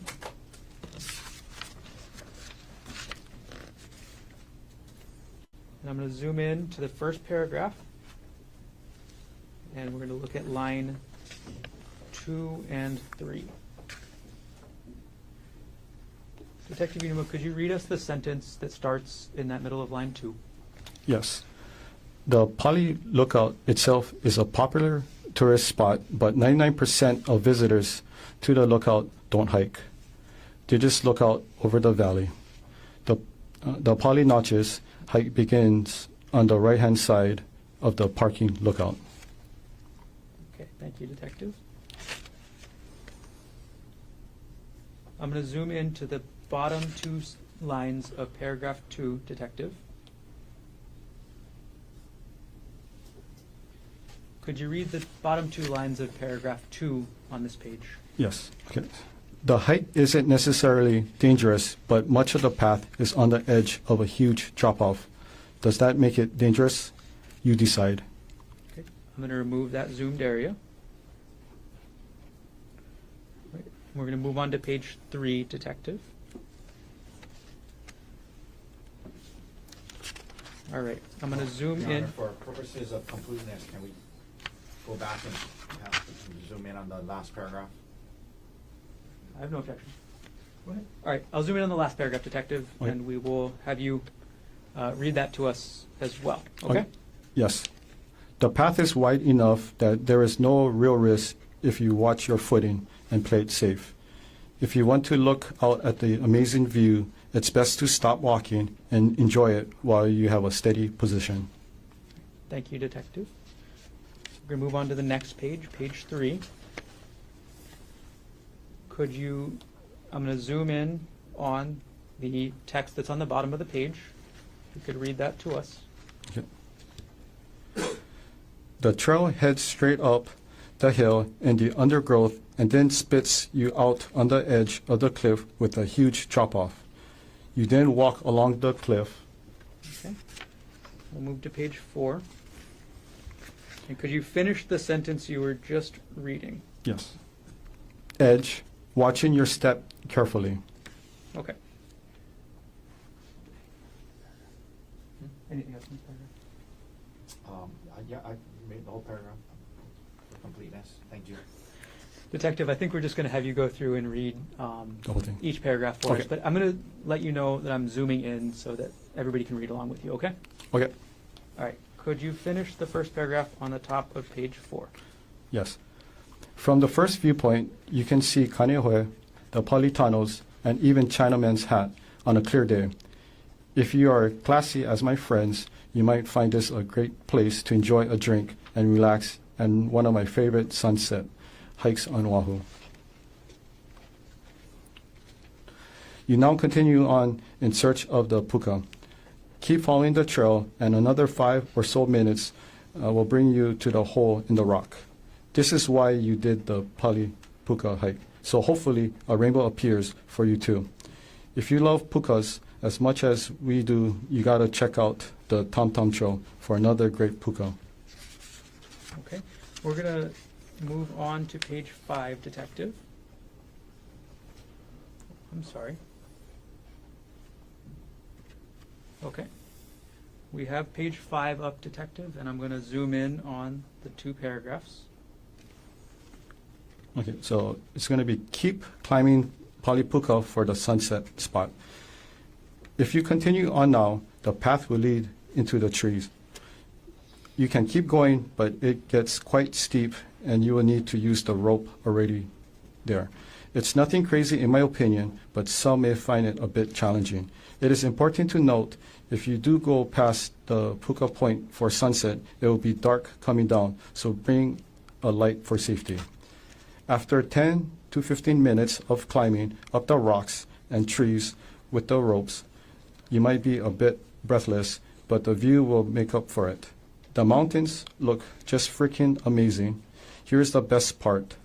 If you are hiking at the right time of the year, the sun will creep through the gap in the mountain range and give you... I'm going to go on to page 6, Detective. Oh, I'm so sorry.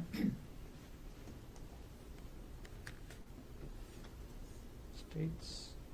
We're going to put 112 back up on the screen.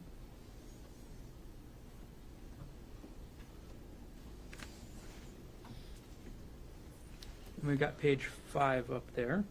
So we're going to move to page 6, and we'll zoom in on the top paragraph, Detective. Could you finish up that paragraph? Yes. A great photo. I went in May for this photo. Unfortunately, I was taking a time lapse and only got this photo, but I'm sure you can get some nice sun stars and rays if you have the right settings. We saw it with our own eyes, which was more than enough as a memory of the Pali Puka hike. Okay, and could you read for us what I'm zooming in on now, that last paragraph in the middle of this page? Yes. Be safe going down and take it slow, as it can be slippery and the drop looks very unforgiving. Stay safe and enjoy the Pali Puka hike. Okay. Thank you, Detective.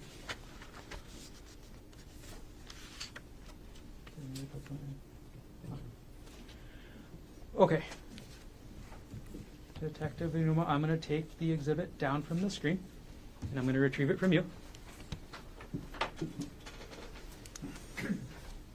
Thank you. I'm going to hand 112 to the clerk. And to move things along, Detective, I'm just going to hand you State's Exhibit 113, as well as I'll just start with 113, actually. States Exhibit 113, showing to Defense Counsel. Thank you. May I approach? Yes. Okay, Detective, could you take a look at States Exhibit 113? Let us know when you're done.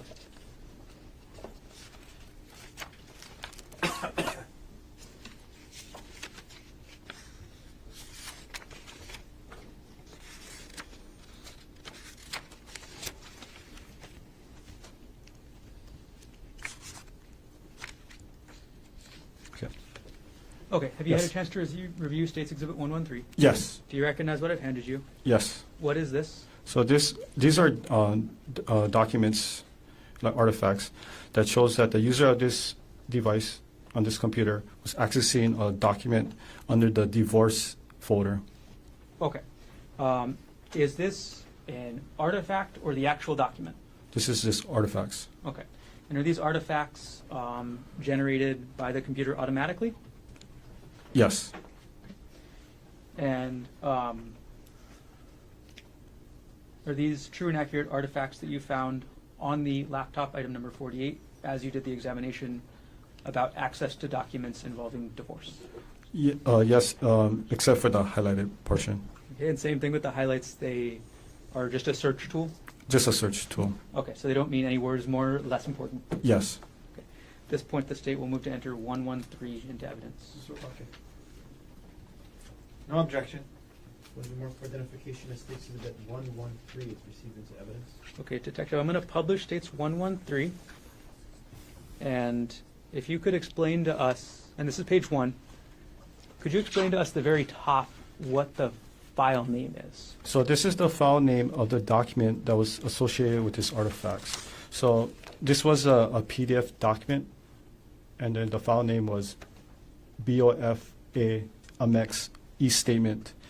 It appears it's from December 24, 2015. Got it. And can you still get the data of when the user last accessed the document? The user last accessed on December 14, 2024 at 10:45 p.m. Okay. And could you explain to us the file path of how to find this document on the laptop? Yes. So the file path is from the user G Konig, and then it used the application Dropbox, and then it's under the folder of JPR Divorce 2016-04 Hearing Supportive Document, and then that's the actual document. Got it. Okay, so that's the direction you would take on the computer to find that file. Yes. Do you want me to explain what a Dropbox is? Could you explain what Dropbox is? Yes. Okay, so Dropbox is a online, like a backup server, like a cloud storage. It backs up your files and folders from your computer or your phone. You can access it anywhere you want as long as you have internet connection and you have the account access. You can also do it offline. You can also work at offline, and when you connect it back to online, everything's going to sync. Okay. We'll move on to page number 2 of the exhibit, Detective. Could you explain to us what the file name was, and then go into when the file was last accessed? The file name is PK Chase SW 2016-01 statement, and it's a PDF file. Okay. And it was last accessed on December 31st, 2024 at 8:38 p.m. Okay. And then could you go through the file path for us one more time? Yeah, so it's under the user G Konig. It's a Dropbox JPR. It's in the divorce folder. 2016-04 hearing. Supported documents, and then the actual document itself. Okay. And we're going to move on to page 3, Detective. Could you explain to us what the file name of this one is? The file name is 2012-04-12, and it's called gentplaintext.pdf. So it's a PDF file. And it was last accessed on this computer on January 7, 2025 at 6:59 a.m. Okay. And could you explain the file path for this document? Yes. So it's the user G Konig It's in the Dropbox under the JPR folder. Divorce 2016-04 hearing. Jesse lived extravagant life, and that's the document file was Okay. located. So which is the last folder that this document is contained in? It's right over here. Jesse lived extravagant life. Okay. And we'll move on to our last piece of this exhibit, Detective. Page number 4. Could you tell us what the file name is? The file name is PK Chase Freedom 2015-12 Statement PDF, and it's a PDF file. And when was this last accessed? It was last accessed on February 3rd, 2025 at 8:42 a.m. And without going through the entire file path again, was this in the supporting documents folder of that 2016 hearing in the divorce folder? Supportive documents, correct. Okay. I'm going to take the exhibit down and I'll retrieve it from you, Detective. As I retrieve the exhibit from you, I'm going to approach with states 114, showing the defense. All right, so I'm going to retrieve 113. I'm going to hand you 114. And as I hand exhibit 113 to the clerk, could you review states exhibit 114, please?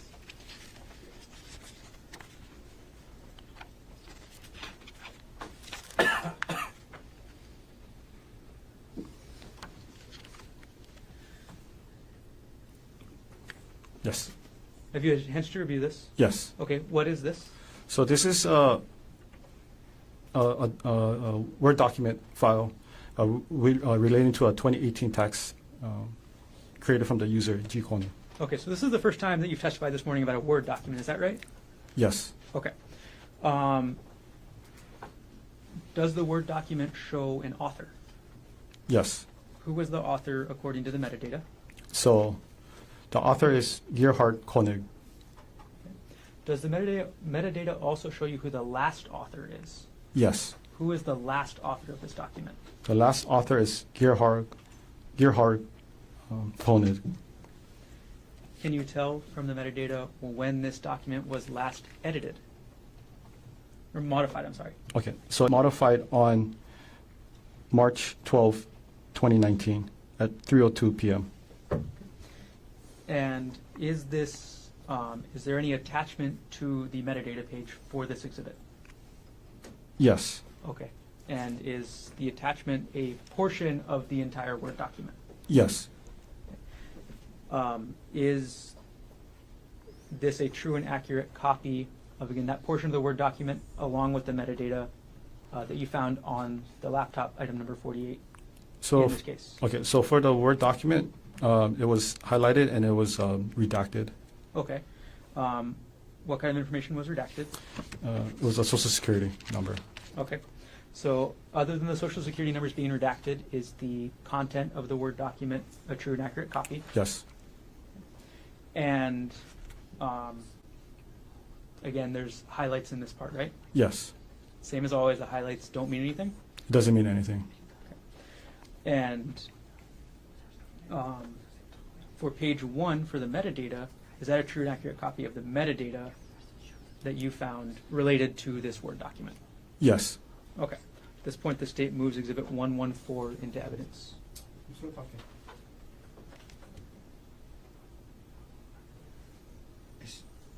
Well, maybe, can we approach, I don't want to do a speaking objection. It's just part of a document. Document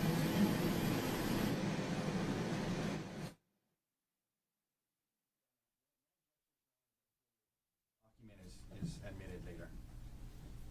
Understood. So what is the mark for identification of, including the full attachment, as states exhibit 114 will be received into evidence? Okay. Detective Numa will retrieve that exhibit from you, and we'll come back later with everything. Okay. Okay. All right. So I'm going to retrieve from you 114, and I'll approach with states 115.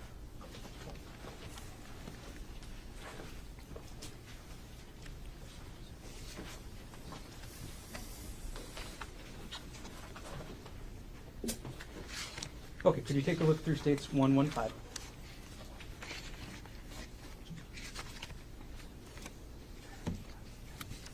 Yes. Okay. Do you recognize what this is? Yes. Okay. And what is this? So this is an artifact from the user of this device accessing appears to be a backup server via internet. Okay. And which user are we talking about? It's under user G Konig. Okay. And is this artifacts that are generated automatically by the computer with user activity on the computer? Yes. Okay. When you were looking, or when you were executing your search warrant on this device, did you actually have access to the underlying documents that the user was accessing, as indicated by the metadata in this exhibit? For this particular one, no. Okay. And could you explain what you meant by a backup? Okay, so backup. So this program is called Mimeo, MEMEO. So it's an online backup server. It backups your files and folders, as I was explained to you earlier. It's like a iCloud or Google Drive, something very similar to that Okay. degree. And is this exhibit a true and accurate copy of the metadata regarding the user G Konig's access to this backup that you found in this case on item 48, the laptop? Excluding the highlight, yes. Okay. At this point, the state moves to enter Exhibit 115 into evidence. Mr. Otake. No objection. The mark for identification of State's Exhibit 115 is received into evidence. Okay, Detective Inuma, we're going to put States 115 on the screen. Could you explain to us what you meant by, or could you show to us in the second line what user is conducting this conducting this activity? Yeah, so the user is G Konig, right over here. And what date and time is the user conducting this activity? It was accessed on January 9th, 2025 at 9:10 p.m. Okay, and are you able to tell which computer application the user is accessing this from? So it was accessing through the Internet Explorer, the Edge. And could you explain to us the URL that we're looking at the top? Yes, so this is the file path for the URL. So this is the backup server that takes you directly to the Mimeo company. Okay. And then what is after the backup server? Yes, so after the backup server, so if you look further down, so this user access an account belonging to Ari, look into a folder called Documents, and under a subfolder called Divorce, and access this file named notes.docs. Okay. And are you able to determine which user's backup data this was? Was it G Konig's backup data? No, it appears, based on the URL, it appears to be the username for Ari. Okay. And this is a docs, docx, that's a Word document file.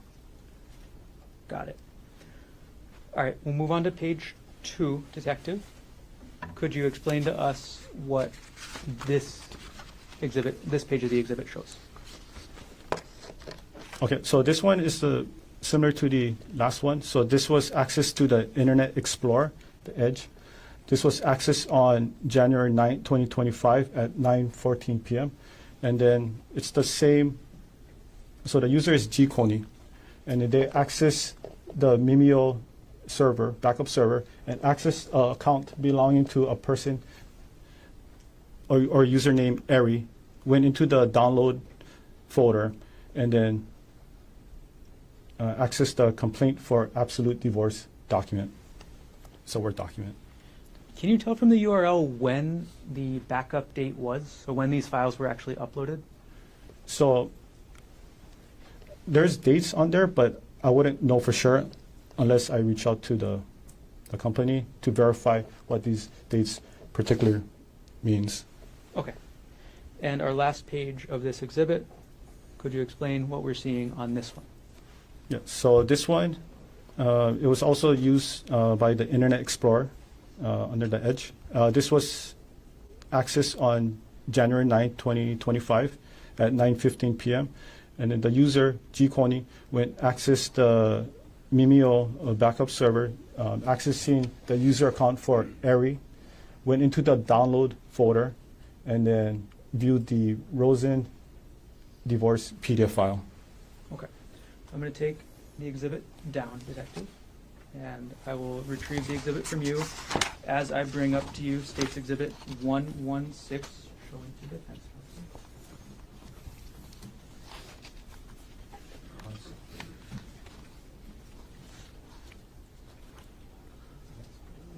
So, We'll come back for this one then. Yeah. We'll go ahead to State's Exhibit 117, detective. I'm sorry, 118, as 117 is already in evidence.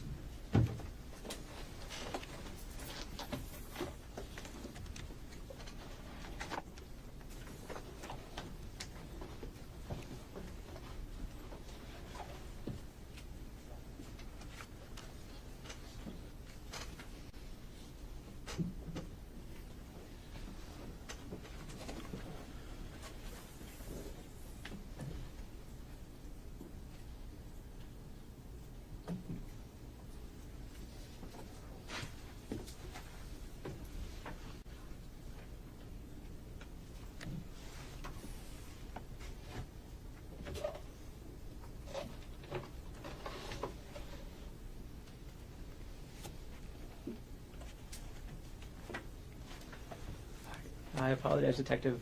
Now I have 118. I will show its defense and bring it to you. Thank you. I'm retrieving 115. And give it to the clerk.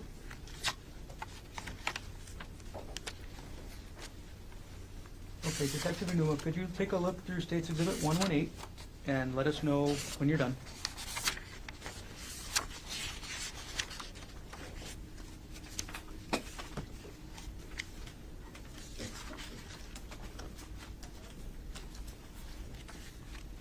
Okay.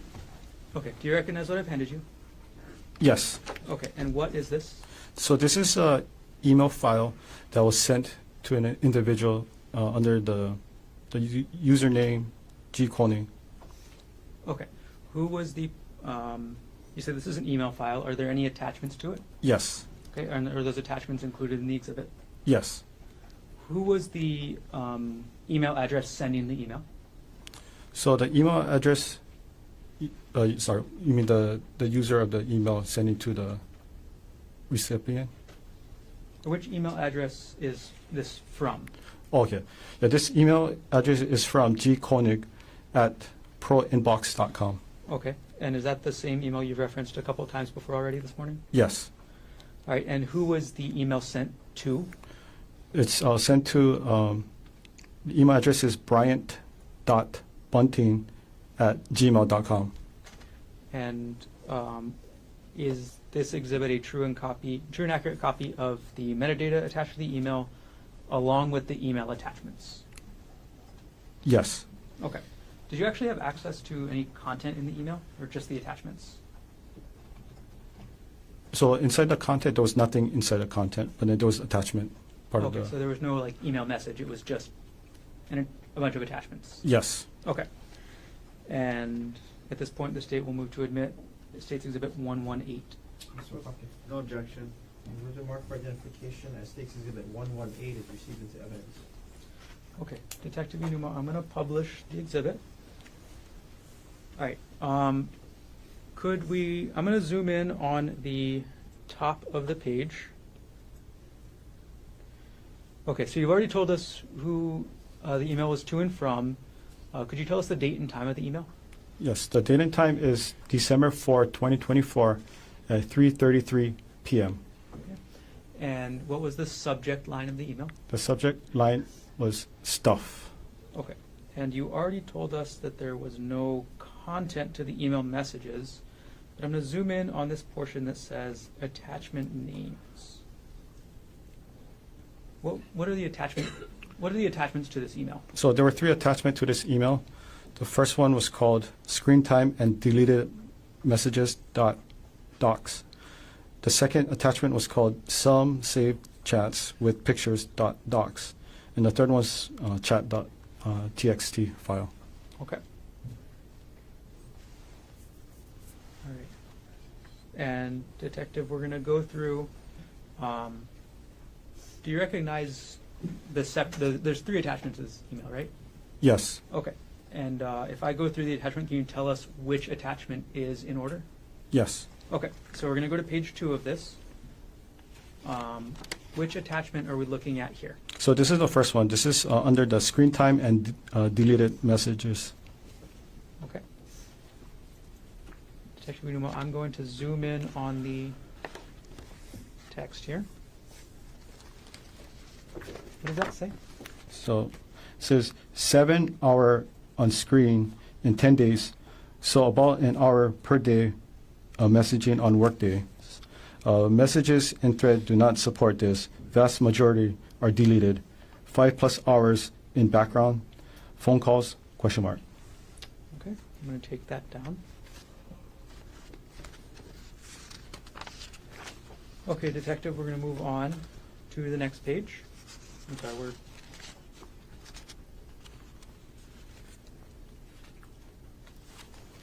Okay, and we're on page, I believe, 4 now. Could you tell us the title at the top of this page? The title is called Deleted Messages from Sunday or Sun 12-1, parenthesis, all deleted. Okay, we're going to keep moving forward, detective. And now we're on page 6, I believe. Are we still in that first attachment, the one you mentioned earlier? Yes, still under the first attachment. Okay. I'm going to take it down for just a second, detective. And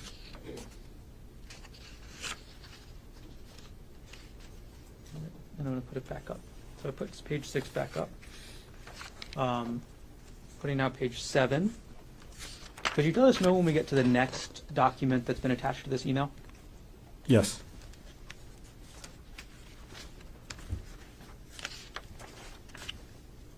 And that concludes the first attachment files. Okay. What's the name of the second attachment? The second one is called Some Saved Chats with pics or pictures.docs. Okay. And we're at page 11 now. Is this the first page of that document? Yes. Okay. We're going to scroll through, detective.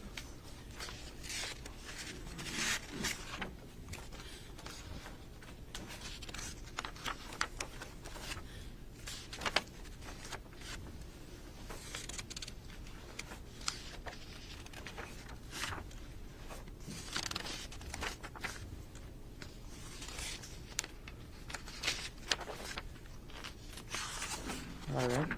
And now we're on page 23. Yes. Is this still the same document? So this is the third document. Chat.txt? Yes. What is a TXT file? So TXT is a type of format. It's text-based. So in this purpose, we have to convert it to a PDF so you can display it. Okay. All right, I'm going to take the exhibit down. I'm going to retrieve exhibit 118 from you. And I'm going to approach with states exhibits. I'll skip ahead a little bit. We're going to approach with states exhibit 1, 2, 4.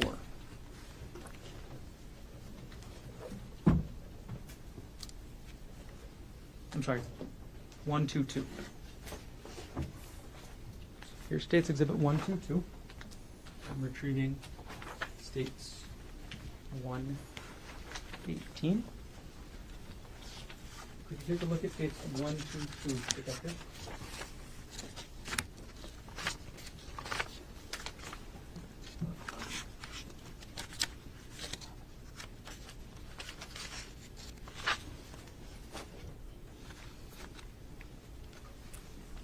Yes. Do you recognize what that is? Yes. What is that?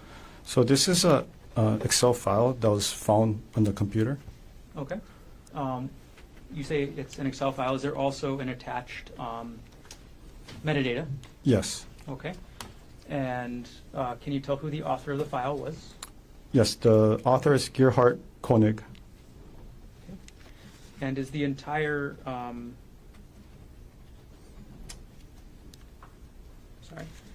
And when was this file last, or what's the file name that we're talking about here? The file name is _chat, parenthesis work phone, parentheses dot XLSX Okay. file. Is this exhibit a true and accurate copy of the metadata along with the XLS or the file that was attached to this?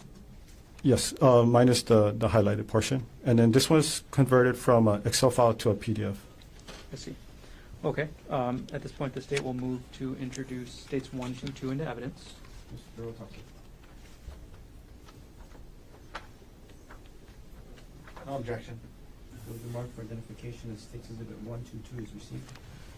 Okay, Detective Unuma, I'm going to put the metadata page for states 1, 2, 2 on the screen. I apologize, the screen is now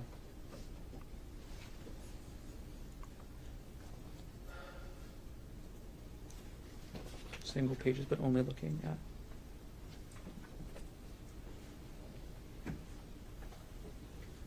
I apologize. All right, I'm going to put states 1, 2, 2 on the screen at page 1. Okay. Can you tell us when this file, this chat work phone file, was last accessed? It was last accessed on January 3rd, 2025 at 2:01 p.m. And could you explain to us the file path to find this document? Okay, so this one is under the user G Konig. It's in the Dropbox application. In the active projects, under the folder, new folder, and that's where you find the Excel file.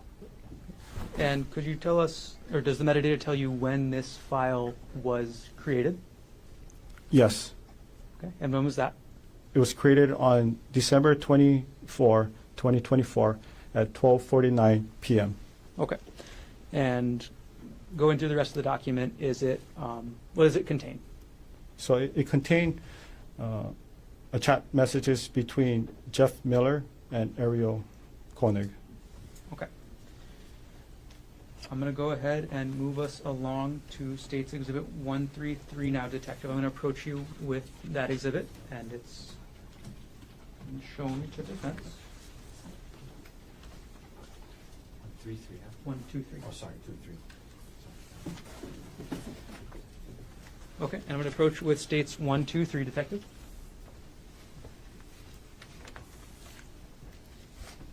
Could you take a look at that, please?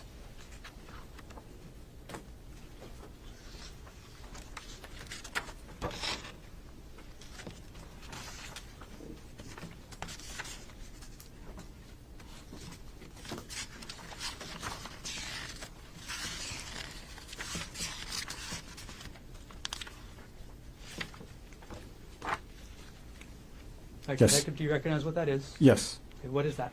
So this is a text file that was located on the user device G Konig. Okay, and what was the name of the file? The file name was _chat parenthesis pers phone parenthesis .txt file.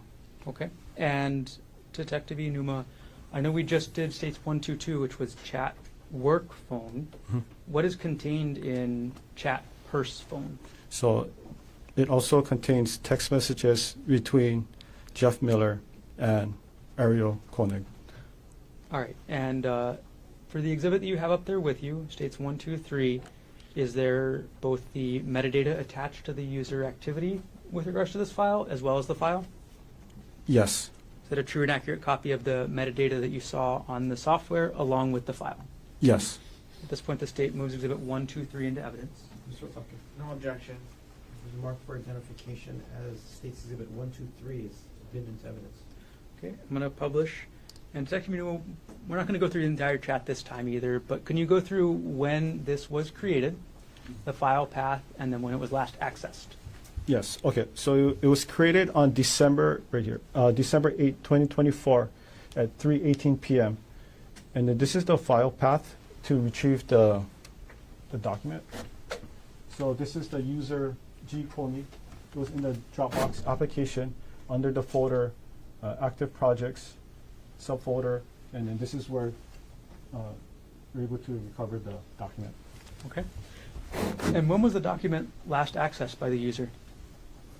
It was last accessed on January 7th, 2025 at 9:06 a.m. Okay. And then again, you said that the attached file is the messages. Yes. Okay. We'll keep moving, Detective. I'm going to retrieve Exhibit 123 from you, and I'm going to approach with Exhibit 124.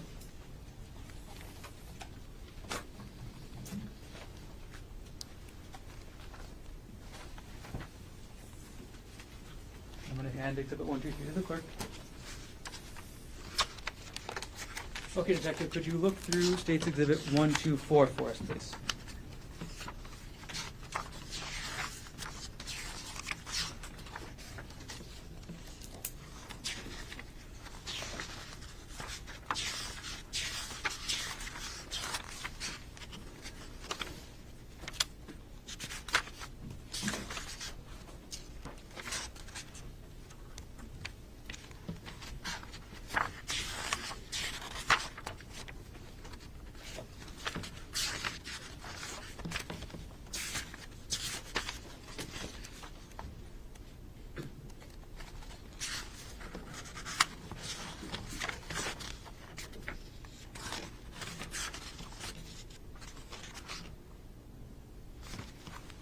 Okay. Okay, have you had a chance to look through the exhibit? Yes. Okay. And what have I just handed you? So these are documents found under the same device under the username G Konig, and it contains documents relating to wedding. To a wedding? Yes, to a wedding. Okay. And is this exhibit both metadata as well as attachments? Yes. Okay. Does every metadata have an attachment? Yes. Okay. Are the exhibits true and accurate copies of the metadata along with the attachments? Yes. And again, any highlighting doesn't mean anything, right? Yeah, the highlighted doesn't mean anything. Just usually for search purpose. Okay. At this point, the state will move to enter State's Exhibit 124. Mr. Bucket, No objection. where the mark for identification of State's Exhibit 124 is received into evidence. Okay. I'm going to publish the first page of State's 124. Detective Inuma, could you tell us the title of this document that's we have the metadata here for on the first page? Yes. The title is called the W, and I think it's a 0223 parenthesis GK parenthesis, and then it's an Excel file. Okay. And could you tell us who the author of the document is? So the author is, it's right over here. Worth and AI, or right over here. Okay. Could you tell us who the last author is? The last author is Gerhardt Konig. Okay. And could you tell us the last modified date? The last modified date is right over here. February 23rd, 2018 at 6:18 a.m. Okay. And then could you tell us when, I'm sorry, I'm going to have you keep pointing, when this Excel spreadsheet was last viewed by the user on this laptop? Yes, it was last accessed on December 30, 2024 at 7:29 p.m. Okay. And with regards to the spreadsheet, what's in the spreadsheet? So in the spreadsheet, it's like an Excel spreadsheet. So it has multiple tabs. It talks about who's going to be the guest list, what type of floor, the venue, everything you see on wedding planning. Okay. I'm going to move forward, Detective, to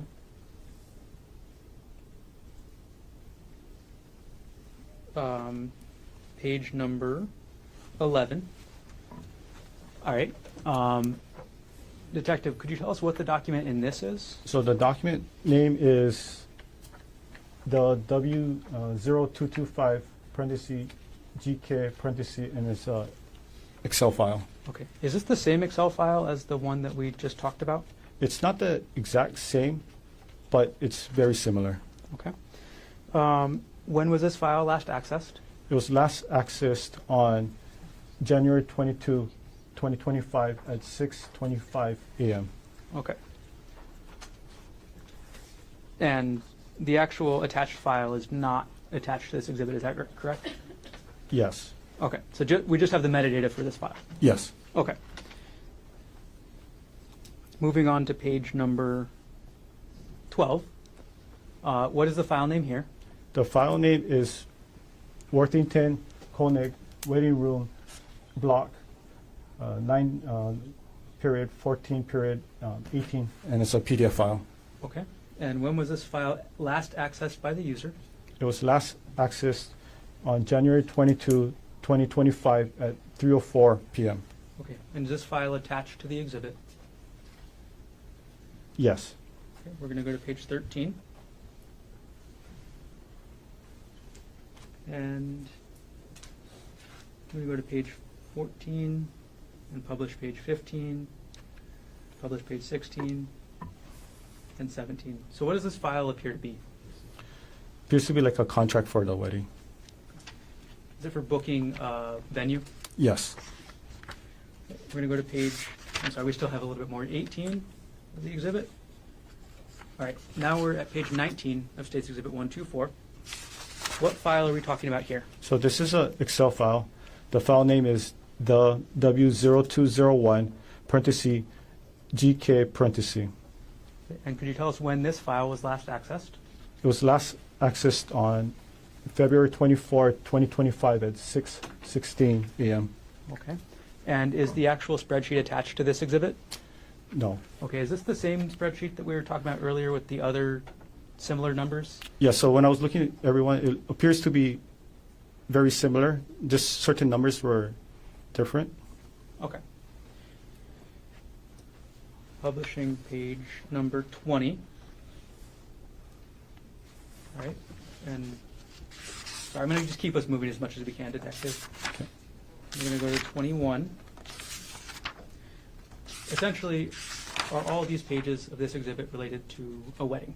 Yes. And the wedding between Gerhardt Konig and Arielle Konig, correct? Yes. Okay. We'll pause this exhibit for now, and we'll move on to the next one, Detective. I'm going to approach with State's Exhibit 125.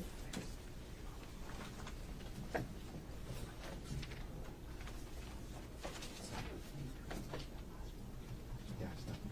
Yeah. State's 125. Okay, thank you. Okay, I'm going to approach with States 125 and retrieve 124.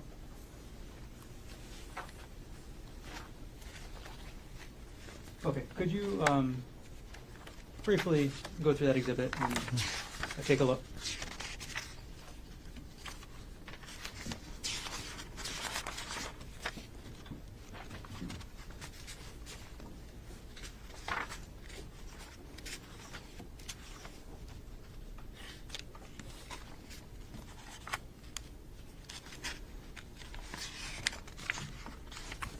Yes. Okay. Do you recognize the exhibit I've just handed you? Yes. Okay, and what is this?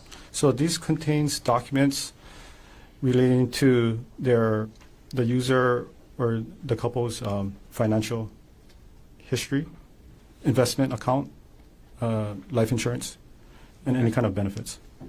All right, and do you in this exhibit have both the metadata along with the attached files? Yes. And is this exhibit a true and accurate copy of the metadata along with attached files that you viewed on item number 48, the laptop you examined in this case? Yes. At this point, the state moves exhibit 125 into evidence. Mr. Otake, No objection. who's been marked for identification as State Exhibit 125 is received. Okay, Detective Inuma, I'm going to try and move us forward a little bit in this. So we're going to just do a couple pages from this exhibit. So we're going to start with page 1. Could you tell us what the file name is here? So the file name is Westinghouse 2022. It's on January 31st, and it's a PDF file. Okay. Can you tell us when this file was last accessed? It was last accessed on December 15th, 2024 at 8:17 a.m. Okay. And could you tell us the file path to get there? Yes, so the file path under the username G. Konig in the Dropbox application, under the folder The Big Love Party and Other Superfund stuff. Under the subfolder of taxes, 2022 taxes, and this is the document, AK pay stub. Sorry, this is the folder, and then this is the actual document. So the actual document is Westinghouse 2022-1-31. Yes. And the folder that document is in is called AK pay stubs. Yes. All right. We're going to go to page 2 of the exhibit. Is this the actual document that that page is referring to? Yes. Okay. And is this a pay stub? Yes. Right. Who is this pay stub for? The pay stubs for Arielle Konig. Right. All right. Yeah, We're it going has to it do right over page here. 3. And then we're going to skip around a little bit, detective. So page 3. What document is being accessed here? So the document file name is Westinghouse 2022 November 30. It's a PDF file. Okay. And when was this file accessed by the user? It was last accessed on December 21st, 2024 at 2:49 p.m. Okay. And we're going to go to the file, detective. Who is this, or what does this file show? So this appears to be some kind of investment file for Arielle Konig. Okay. We're going to skip ahead a couple pages, detective.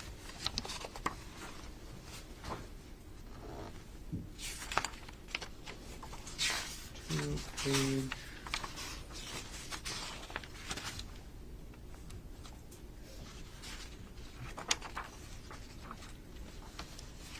We're going to skip ahead to page 11, if we could.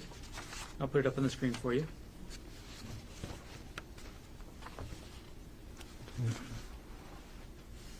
Okay, detective, Okay. what is the file name that we're looking at here? So the file name is Westinghouse 2022. It's March 31st PDF file. Okay. And what date is the user last accessing this file? It was last accessed on December 31st, 2024 at 8:38 p.m. Okay, detective, are there any other activities that we've talked about so far that occurred on December 31st, 2024 at just around that time?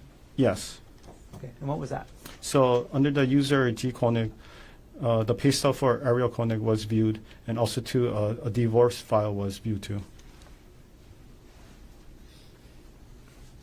Okay, I'm going to put them both up on the screen together, so we'll keep States Exhibit 125 on the screen right there, detective.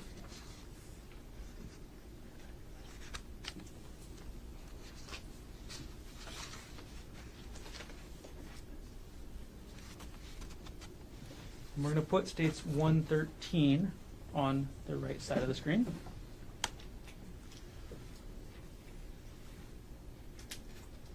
And on States 113, we're going to scroll ahead to page 2. All right. Is these the two activities that are happening at the same time or a similar time, detective? Yes. Okay. So on the left side, we have States 125. And what is the file for that one again?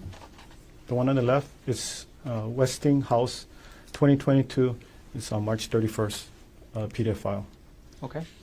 And on the right side, what file is that again? So the file name is PK Chase SW 2016-01 statement PDF, and it's a PDF file.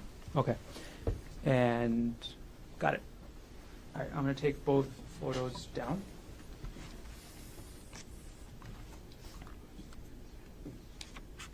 All right, and I'm going to go back to Exhibit 125, detective. Sorry, what the number? We're going back to 125. 125, okay, thank you. All right, and almost done with this exhibit, detective.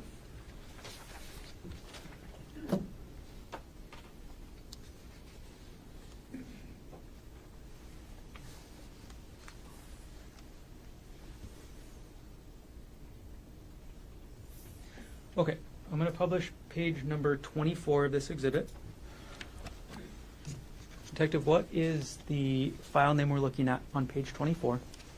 The file name is 2018-04 Wealth Front Statement. It's a PDF file. Okay. Is the PDF file attached to this exhibit? Yes. When did the user of this, when did the user G. Konig on this laptop last access this file? It was last accessed on March 14th, 2025 at 3:46 p.m. Okay. We're going to go to page 25. What does this file, or what does this file appear to be? Appears to be like a personal account for the user or the person, Arielle Worthington. This is an account statement for Arielle Worthington? Yes. Okay. All right. And then last pages for this exhibit, Detective, page number 36. I'm sorry, we'll skip that. Okay, I'm going to retrieve that exhibit from you, Detective. And we have got time for one more before lunch.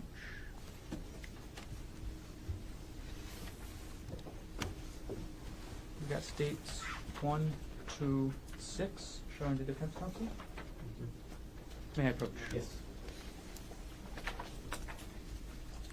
Handing you 1, 2, 6. Can you take a look through that, Detective?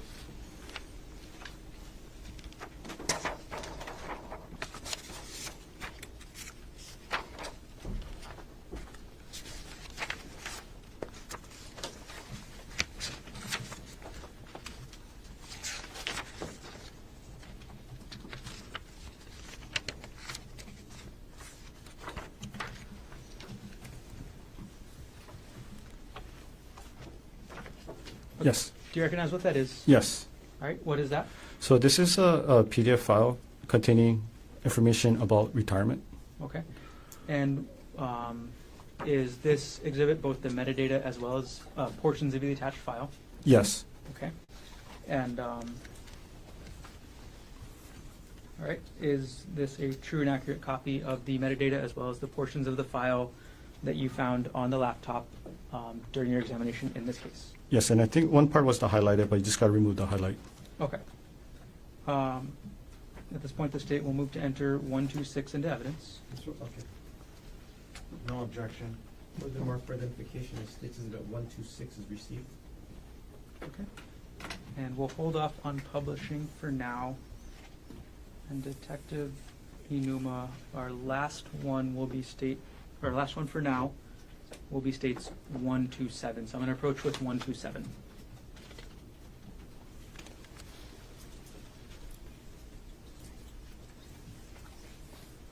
I'm going to hand 1, 2, 6 to the clerk.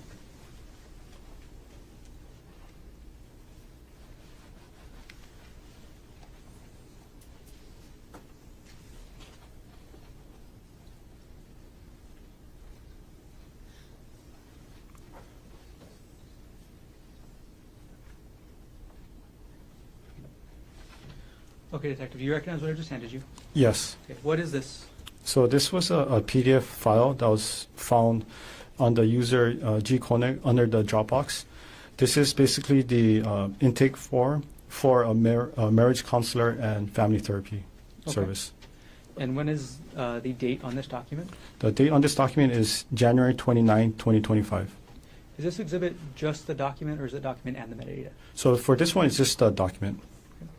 And where did you find this document on the computer? So that was the one I mentioned earlier. So it was under the username G. Konig, under the Dropbox. Okay.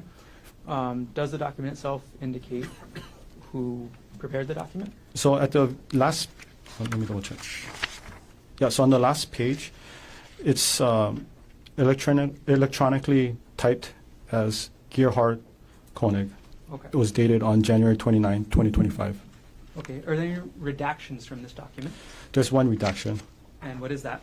It's the last four of the social security number. Okay.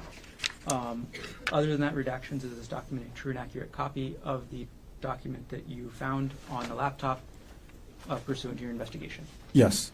Okay. At this point, we'll move States Exhibit 1, 2, 7 into evidence. Mr. Otake. 1 second, Mr. Garner. Yes. So just to be clear, this there's, Again, you don't need to bring it up, but as long as it's, okay, no objection. What has been marked for identification as States Exhibit 127. okay, and So Barney, this is a good time for a break. this is a great time for a break. So ladies and gentlemen, another long stretch. Take our lunch break. Leave your notebooks on your chair. Same 3 rules. We're talking a bit about this case. Keep an open mind. We're not trying to learn about this case outside of the courtroom. Have you come back at 1:30? Slightly longer lunch. Okay. Enjoy your lunch. See you at 1:30. All right.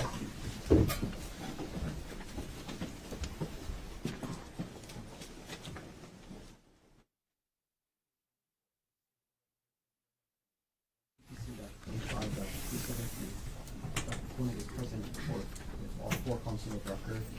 All jurors are back in the courtroom. Detective Inuma on the stand, still under oath. Mr. Gunner, whenever you're ready, we'll continue on with your direct examination. I apologize, I'll just take a moment. Okay?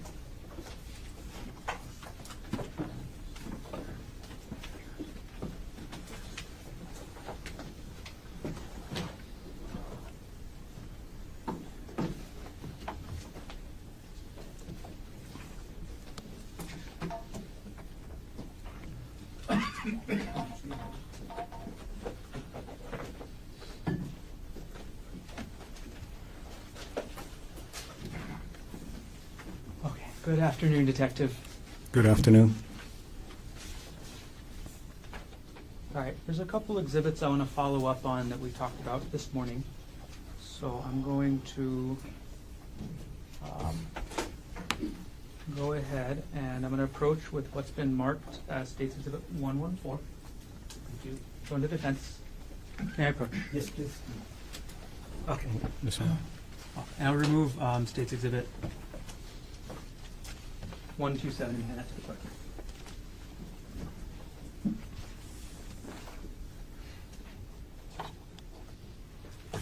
Okay, could you take a look through that exhibit, Detective?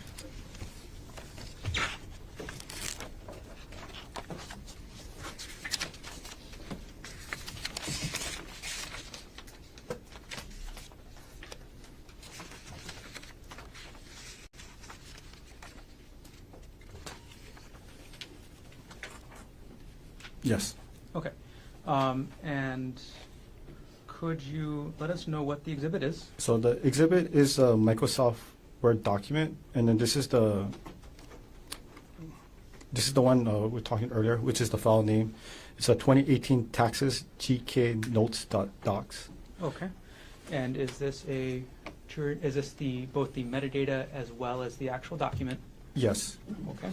Is this a true and accurate copy of the metadata? Yes. And is this a true and accurate copy of the actual document?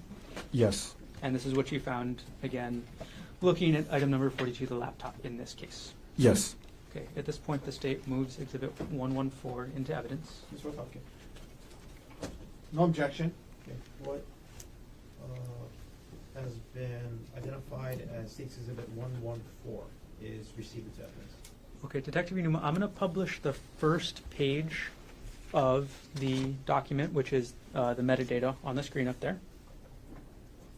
Okay. First of all, could you start us off? Tell us the name of the document we're talking about. So the document name is 2018 taxes gknotes.docs. So it's a Word document file. Okay. And could you tell us who the author is? The author is Gerhardt Konig. And Detective Inuma, could you, I'm sorry, when was the document last viewed? Okay. So it was last accessed on this date, which is December 26, 2024 at 6:47 a.m. Okay. Detective Inuma, could you walk us through the file path for this document as well? Yeah, so the file path is under the user Konig. It's under the Dropbox application, under the file, the Big Love Party and other super fun stuff. Subfolder is taxes. Another subfolder for 2018 taxes, and then the document is located right over here. Got it. Okay, Detective Inuma, I'm going to take the exhibit down from the screen right there, and I'm going to ask you if you could read from the document And does the document, what is the document in general? So a document is, it's like an official, it could be official, non-official, but it's just basically what we use to have information like I'm data. so sorry.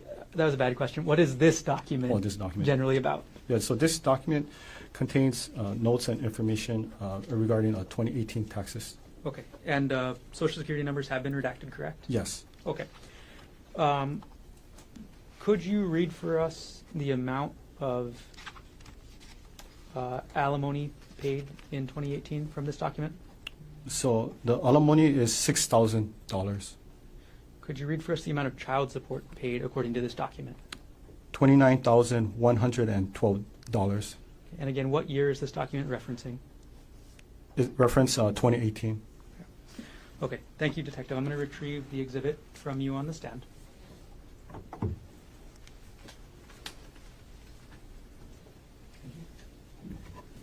And the next exhibit I'm going to hand you is going to be State's Exhibit 124. And I'll hand that up to you, and while you're flipping through, I'll give the old exhibit to the clerk.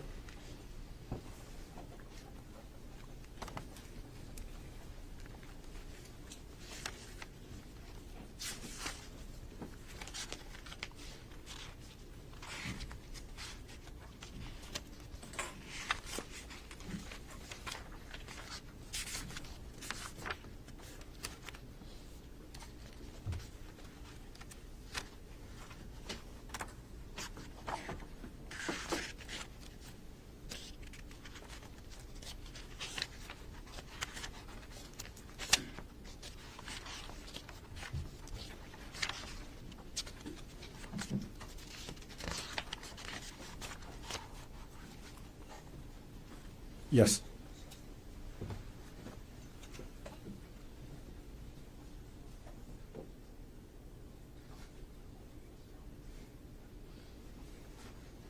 Okay, I'm sorry, Detective. Have you reviewed the exhibit? Yes. Okay, and again, is this one of the exhibits you viewed this morning? Yes. Okay, and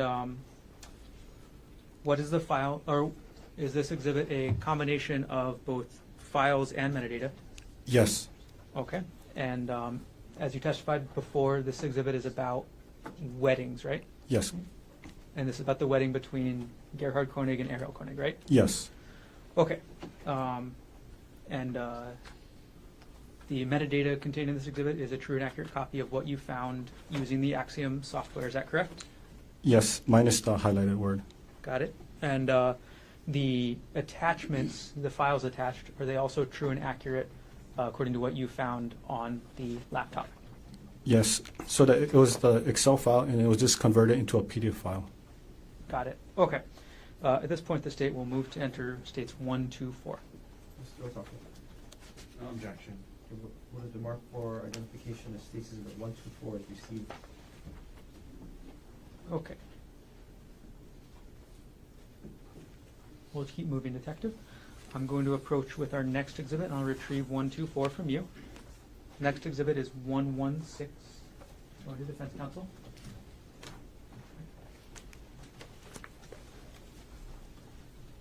I'm retrieving 1, 2, 4.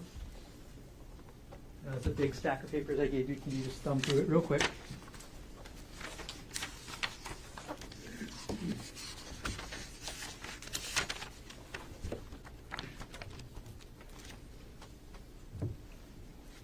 Yes. Okay. Do you recognize this exhibit? Yes. What is it?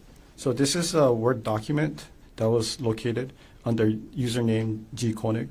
The title is called GK Action Items Daily, parenthesis 2018 to 2021, and it's a docs file. So it's a Word document. Okay, so it's a Word document. Can you tell from the metadata who the author is? Yes. The author is Gerhardt Konig.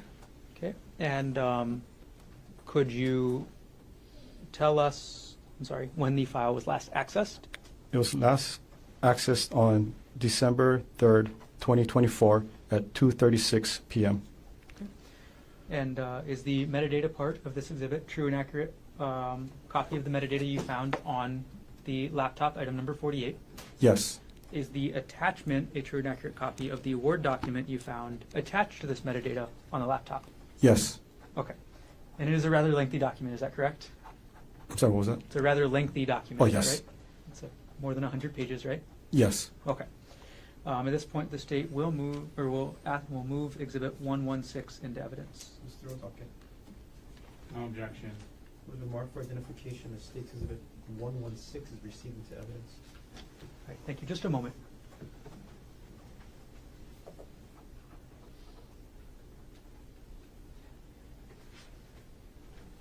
Okay, thank you, Detective. Just a couple more to go. I'm going to go and retrieve Exhibit 116 from you, and I'm going to hand you what's been marked as State's Exhibits 119, 120, and 121. Okay? Yes. Okay.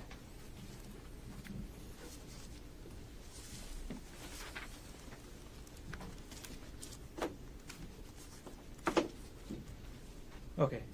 Do you recognize the three discs I just handed you? Yes. Okay. Before testifying today, did you review what's on those discs? Yes. Okay. And what is on those discs? So it contains a zip file. So basically a bunch of files combined together and placed in a zip file. So a zip file is like a container. You put everything inside and you zip it up, and it decompresses it and allows it to be sent via email. Okay. And is there also metadata contained on those discs? Yes. Okay. And in each of those discs, what is the metadata show? So it shows the date and the time where these items were attached. It's under WhatsApp, and it was under Jeff Miller. There was a series 1, 2, and 3, and it was sent from the user of this device to the person, the same user of the device. Clarify, Detective. Are we talking about an email here? Yes, this one is an email. Okay. So who was the email from? So the email is from the user, well, the email address was gkonig@proinbox.com. Okay. And who was the recipient? It was also the same one. It's gkonig@proinbox.com. Okay. So, and is that true for each of these three exhibits? Yes. So each of these three exhibits is an email that the user of the email address gkonig@proinbox.com sent to themselves. Yes. Okay. Did you review these exhibits to make sure that they are fair and accurate, decompressed zip files? Yes. Okay. Is the metadata on each of these exhibits a true and accurate copy of the metadata that you saw while examining the laptop? Yes. Are those three zip files, do you remember the names of them? It was, I know it was WhatsApp, and then it was Jeff, and then it was a 1, and then there's it's a zip file. Okay. I mean, I don't know like offhand the accuracy of the file name, but then there was a WhatsApp Jeff 2, and then there's a WhatsApp Jeff 3, and they're all zip files. Okay. Got it. And are the contents of those files contained in an individual folder on each disk? Yes. Okay. And then is the metadata also contained on each disk? Yes. After you reviewed the disks, did you sign and date them? Yes. Okay. And at this point, the state moves Exhibit 119, 120, and 121 into evidence. Mr. Otake. No objection. With the mark for identification of State's Exhibits 119, 120, and 121 will be received. Okay. Detective Numa, I'm quickly just going to publish the metadata for each of those exhibits, okay? So Yes. we're going to start with Exhibit 119, and I'm going to publish the metadata that's contained on that exhibit. All right. So when we look at the file name, can you tell us, now that you actually see the data, what is the file name in Exhibit 119? Yes. The file name is WhatsApp chat-jeffmiller.zip. Okay. And when was this email sent? This was sent on December 24, 2024 at 12:26 p.m. Okay. And then everything else on the disk is what's contained in that WhatsApp chat Jeff Miller zip file, correct? Yes. Got it. Okay. We're going to publish the metadata from State's Exhibit 120.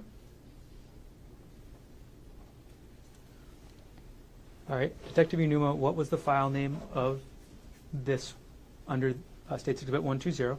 So the file name is WhatsApp chat hyphen Jeff Miller 2.zip. Okay. And can you tell us when this email was sent?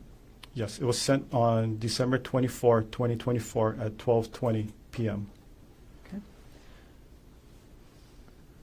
And we'll move on, Detective, to the metadata from States Exhibit 121. All right, could you tell us what the file name is for this? Yes, the file name is WhatsApp chat hyphen Jeff Miller 3.zip. Okay. And can you tell us which date this email was sent? It was sent on December 24, 2024 at 12:20 p.m. Okay. I'm going to take the exhibit down.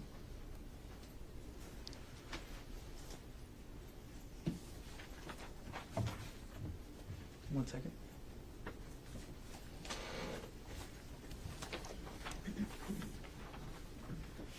Okay, Detective, thank you for answering my questions. I have no further questions.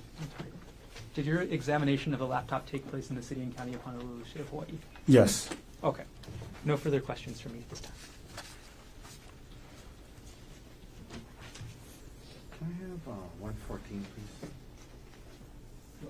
I'm sorry. You have it? No, thank you. Do you have 114? Thank you. Whenever you're ready with cross-examination, Mr. Otake. Thank you, Your Honor.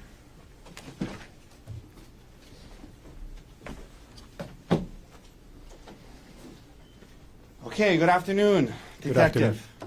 Good afternoon. Can you tell me how you pronounce your last name? Is it Inuma or Iinuma? It's Inuma. Excuse me? Inuma. Inuma. Yeah, long I. Okay. So, you're a detective with the Honolulu Police Department, yes? Yes. And it was a few hours, maybe 4 or 5 hours ago, but what kind of expert were you qualified to be today? It's a digital forensic. Digital forensics, right? Yes. As in, you get a search warrant as a detective, you go through someone's computer, search relevant terms, trying to find evidence that is relevant or helpful to the prosecution, yes? Yes. And in this case, you talked about artifacts, as in files, is that right? Yes. Isn't it true that your search through the Axiom program, you collected over 7,000 files, yes? It was 9,000. Sorry, it was 7,941 files.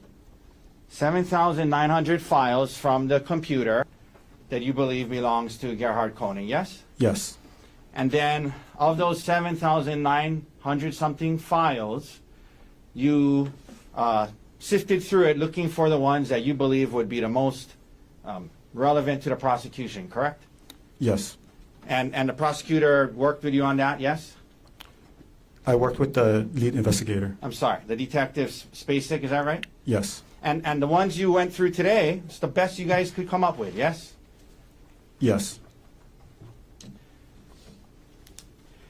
The search warrant, it's not like you can just go through anything and everything on a computer. The search warrant has terms that you're limited to search, yes?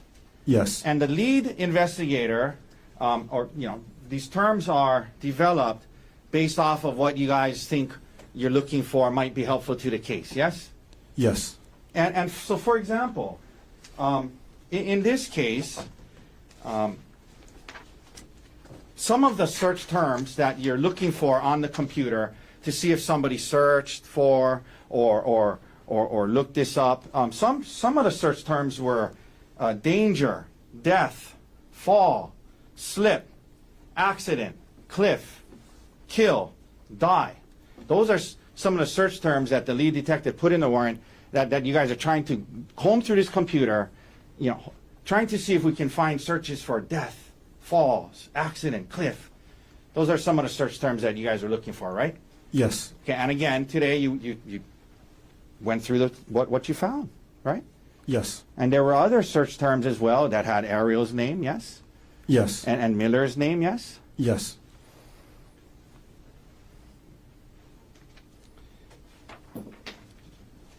And because the idea is you're looking through a computer, you know, maybe somebody searched, you know, hikes that people fell off and died on before. That's the kind of stuff you're looking for, right? Yes. Another group of search terms that was included in the warrant detective were syringe, vial, undetectable, incapacitate. Those are some of the search terms that you guys thought, let's go look through this computer and see if we can find stuff related to that, correct? Yes. One of the search terms, detective, was hike, right? Yes. And as you indicated, between February 28th, well, 2025, and March 4th, 2025, there was about, you went through some searches about hikes, correct? Yes. And if we could pull up Exhibit 110, please. Okay. So if we could, Mr. Dirks, if you could zoom in on this top 3 or 4 up there, please. Okay. Did it get bigger or? Yes. I One cannot see second. it. Is there a way can you make that bigger? Yeah, thank you. Okay. Okay, it's all right. So some of the searches said Maui hikes, Oahu Spring Trail, Hale Maui Trail. So there were searches related to Maui hikes as well. Yes. Yes. And are you aware that Dr. Konig would go on hikes with his son on Maui often? No. Were you aware that he would go on hikes with his wife and family on Maui? No. And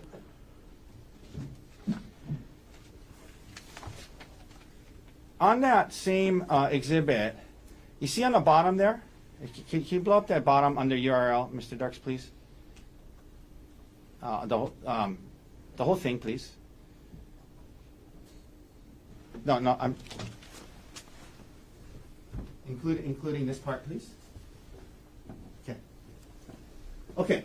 So this is from your search, some of the searches that was done on hikes, correct? Yes. And so, for example, best hikes on Oahu was searched, right? Yes. 10 best trails and hikes on Oahu came up, yeah? Yes. Easy hike on Oahu came up, yes? Yes. Top 10 easy hikes for everyone, yes? Yes. 35 hikes on Oahu, yes? Yes. Palipuka hike on Oahu, yes? Yes. Really Nui Ridge Trail hike on Oahu, right? That was something that came up? Yes. And difficult hikes on Oahu. Those were what you found when you're looking up what he searched about hikes, right? Yes. There was nothing about most dangerous trails on Oahu that you found, correct? In this part. In this part, yes. Okay.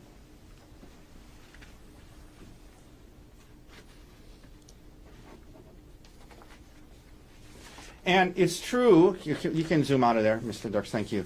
The last time according to you, that you found that he searched about hikes was on March 4th, 2025, correct? Yes. And you understand the incident in this case was on March 24th, 2025, yes? Yes. Okay. So from what you saw, it's not like he kept going back and looking at more and looked at different ones more leading up to after March 4th, correct? Yes.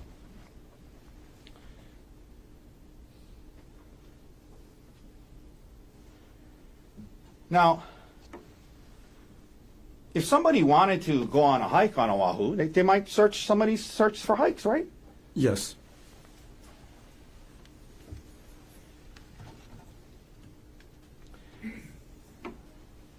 Detective, we went through Exhibit 105, if we could pull up 105. And this was the one with the Reddit, I guess, is it a website or is Reddit a website? So it's a website. It's an online social media platform. It's like online social media, right? Something like a Facebook. Something like a Facebook where I think you said you can go to it and get advice on certain topics or see what other people have to say about it, right? Yes. Yeah, for whatever, if you wanted to learn about, any certain topic and see how people else have dealt with it, You might go on there and see what people have to say, right? Yes. Okay. And so, you know, he's on, at least what you found on the computer, as one after infidelity. Can we go to, let's go to the next page if we can, okay? As one after infidelity, let's go to the next page. Next page. And next page. Next page. Okay. So there's all these things having to do with infidelity, correct? Yes. Okay, let's go to the next page. Why did you do it? He's trying to look that up, yes? Yes. Next page. Okay, next page. Peer support, advice and removals. He's looking up peer support related to infidelity, correct? Yes. We can take that down.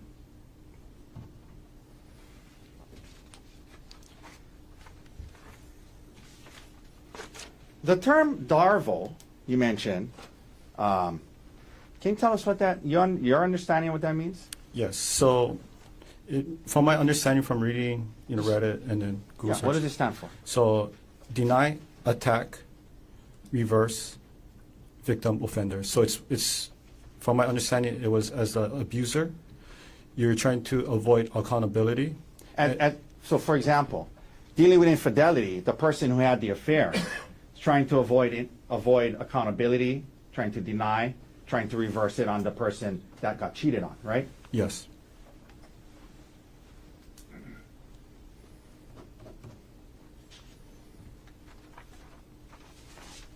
Could we pull up 113, please? So you brought up this exhibit, and you said that it's in the Dropbox, and it's part of, I guess you said a file of divorce, and then hearing support, and then there's sub-files going all the way down to Bank of America Amex statement, correct? Yes. And that's the file name that was open. Bank of America Amex statement, right? Yes. It's a credit card statement, right? Yes. That happened to be in this chain of files, right? This was in there, right? Yes. But at least from what you pulled it, I mean, it was a credit card statement he was looking at, right? Yes.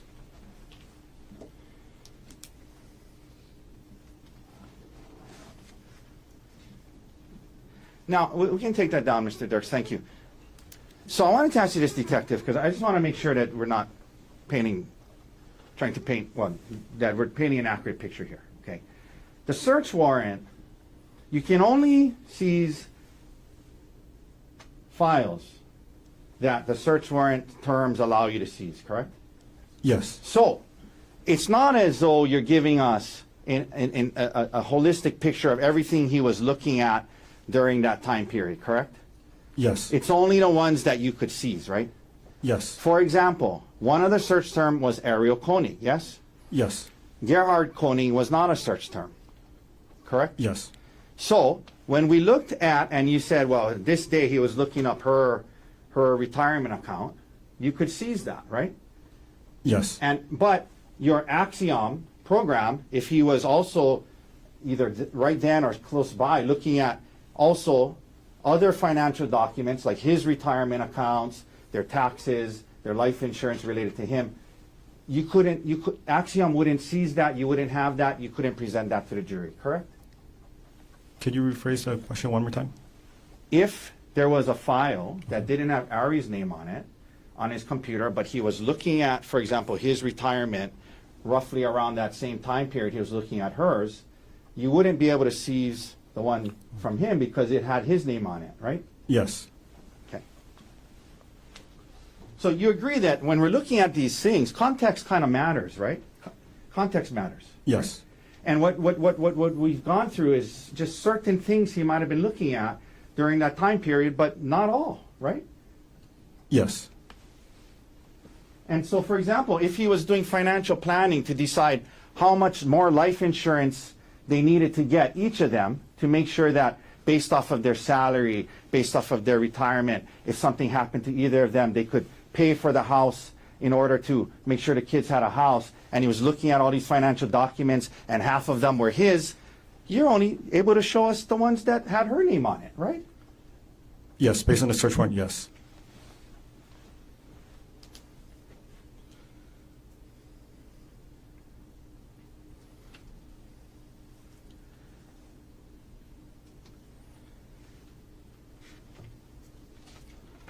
Could we pull up 114, please? Oh, I'm sorry. I think, is that the one I grabbed? I think that's the one I grabbed. Actually, it's not put, because, yeah. So 114, may I approach? Yes. Detective, 114 was the document entitled 2018 Taxes for Gerhardt and Arielle Konig, right? Yes. And there are, it's multiple pages long, right? Yes. And it has multiple sections to it, correct? Yes. It talks about when they were married. It has their plug-in electric vehicle and their tax credit from that, yes? Yes. It has the refinancing and of the principal residence. It has information about the principal residence and the refinancing, correct? Yes. It had charitable contributions and how much they donated to charity that year, right? Yes. It has his income on it, right? Yes. It has his withholdings from his W-2 on it, right? Yes. And the real estate taxes they paid to under 1098 form, yes? Yes. It had the 2017 federal income taxes they paid, right? Yes. It talks about some investment and investment loss that they had that year, right? Yes. It has things from their W-2 from University of Pittsburgh, right? Yes. And then it has information about Arielle Konig on there, about, again, the principal residence, home mortgage interest, education information, healthcare information. Has all of that in this document, right? Yes. And out of this whole document, you're only asked about the part that where how much alimony and child support was paid that year, right? Yes. Okay, but there's a lot more other information on here, right? Yes. You don't know what information on here he was looking at when he pulled this up on his computer, do you? That's correct.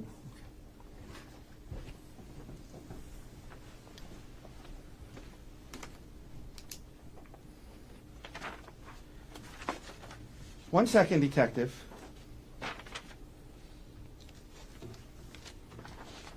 You also were only able to search for, because of the search warrant, and it's not your fault, it's just what the search warrant allowed, for a specific time, right?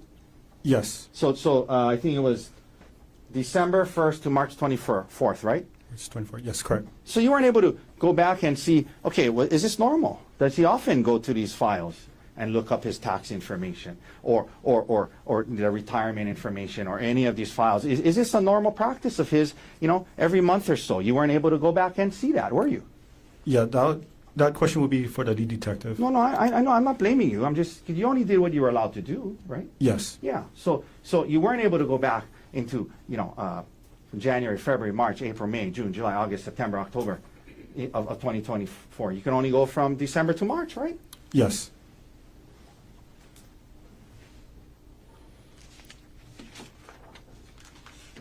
One second. Might be almost done.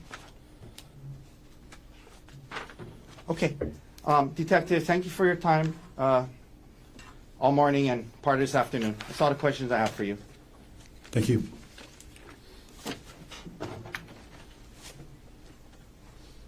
Thank you. Mr. Gardner, any redirect? Briefly, go ahead. Okay, Detective Inuma, you were asked about the date range for when you saw the user G. Konig searching for hike information, correct?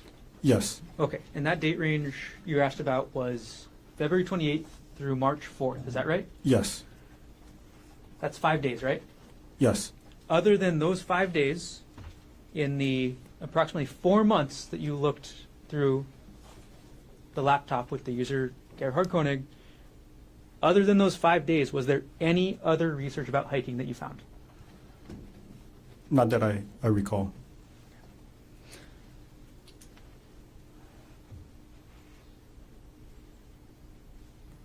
No further questions. So it's okay, any recross based on what was else in the bill? No, thank you, Detective. Detective Inuma, thanks for being here. Okay, thank you. Watch that step. You can leave everything up there. Thank you. Mr. Vargas, state's next witness. The state calls Emil Konig. Before we call, can I remove the exhibits from the witness stand? Please.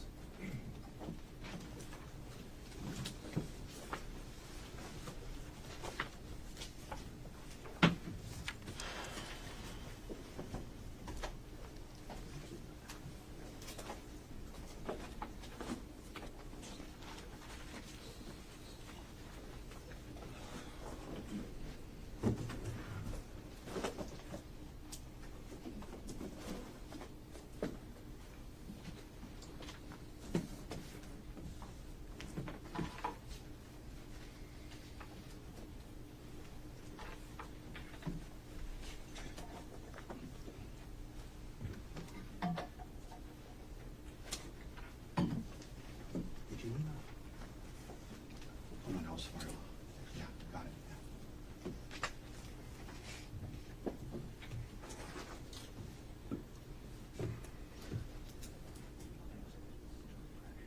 Yeah. Yeah. Thank you.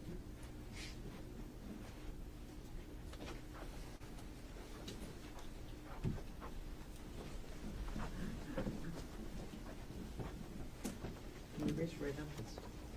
You do solemnly swear or affirm that the testimony about to give shall be the truth, the whole truth, and nothing but the truth? I do. Thanks. Please have a seat. All right, good afternoon. Good afternoon. Okay, the first thing I'm going to ask you to do is to scoot forward as much as you can and to speak as much in the microphone as you can, okay? Okay. All right, can you start off by stating your name, please? Emil Konig. Is it okay if I call you Emil for the rest of my questions It today? is. Okay. Emil, what do you do for work? I work for Maui Health Maui Health. as a clerk. As a clerk, you said? And how long have you been doing that? About 2 months now. And where do you live? On Kahului, Maui. Is that at 19 Pu'uehu Place? Correct. Who do you live with? With my stepmother and my 2 brothers. Your stepmother, who is that? Arielle Konig. Are you related to any person involved in this case, Emil? I am. Okay. Who are you related to? The defendant. Is that Gerhardt Konig? Correct.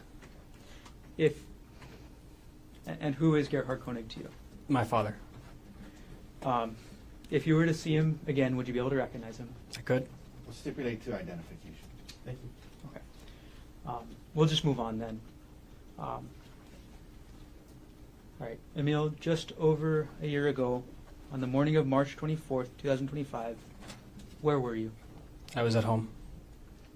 Normally, who lives in that house with you? Or on that date, who normally lived in that house with you? My dad, my stepmom, 2 little brothers. On the morning of March 24th, 2025, was your dad and your stepmom home? No. Do you know where they were that day? Oahu, here. They were on Oahu? Mhm. Do you know why the defendant and Arielle were visiting Oahu? For Arielle's birthday, Do you know when Arielle's birthday is? the March 24th. So, was anybody else staying at the house in Kahului with you on that morning? Yes. Babysitter. For the little kids. Got it. On the morning of March 24th, 2025, did you receive any calls from either Arielle or the defendant? I did. Okay. And which was it? From the defendant. Who contacted who? Defendant contacted me. What type of call was it? A FaceTime call. When you say FaceTime call, is that on the Apple iPhone? Correct. Was this call a FaceTime voice call or a FaceTime video call? FaceTime video call. How many times or how many calls were there from the defendant to you on March 24th, 2025? 2. And what times were the two calls at? I couldn't recall exactly. Did you provide a statement to a Maui detective I did. regarding this incident? Okay, regarding those calls? Yes. And in that statement, did you tell the detective what time those calls were? Yes, I did. Would seeing that statement help you refresh your recollection as to when those two calls were? It would. Okay. I'll pull a page number here.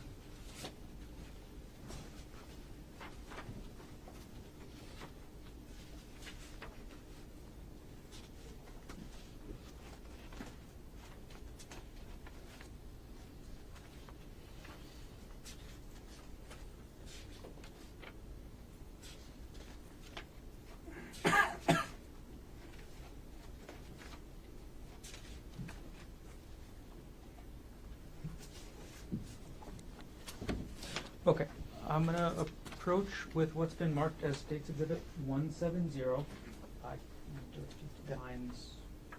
Page number 3 and page number 4. Okay, may I approach? Please. Okay. Emil, could you quickly read pages 3 and 4 of this document? And when you're done reading, just look up, okay?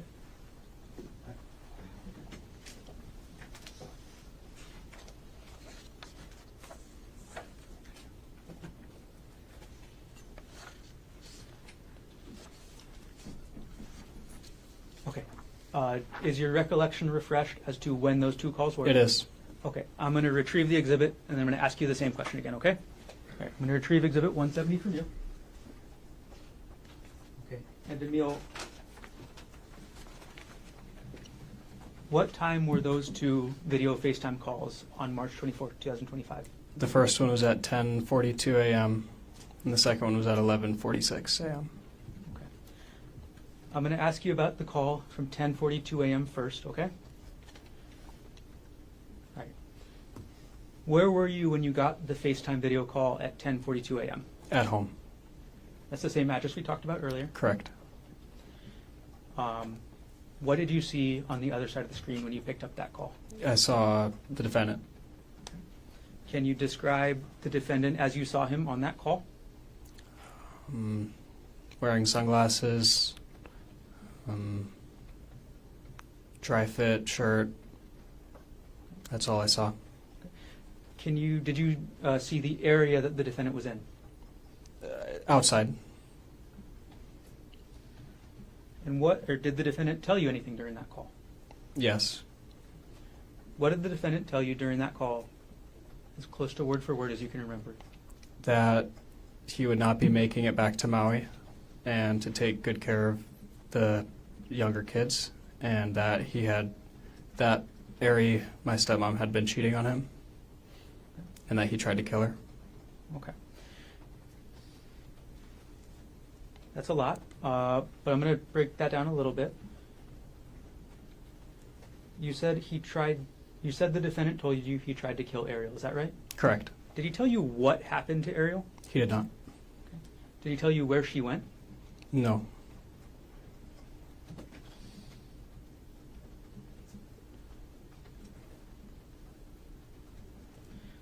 Did the defendant tell you why he tried to kill Arielle? No.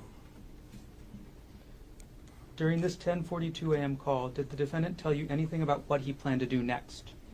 During that call, the next plan that he said was to jump off the cliff. And how did you react to hearing that? Told him not to. How did you react to the defendant telling you he tried to kill Arielle? I don't remember what I said. Do you recall what the defendant told you after he said he tried to kill Arielle?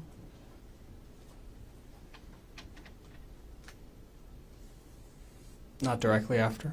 Okay. Did he say where Arielle went? No, just away. What did he say about Arielle and away? He said that she had gotten away, and that was all I heard about her location.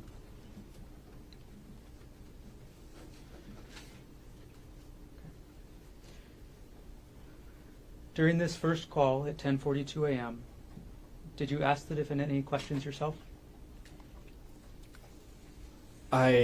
Yes. I asked what was on his shirt because it looked like I saw splatters of something on his shirt, and he said, "Oh, it's just her," meaning Aries' blood. Okay.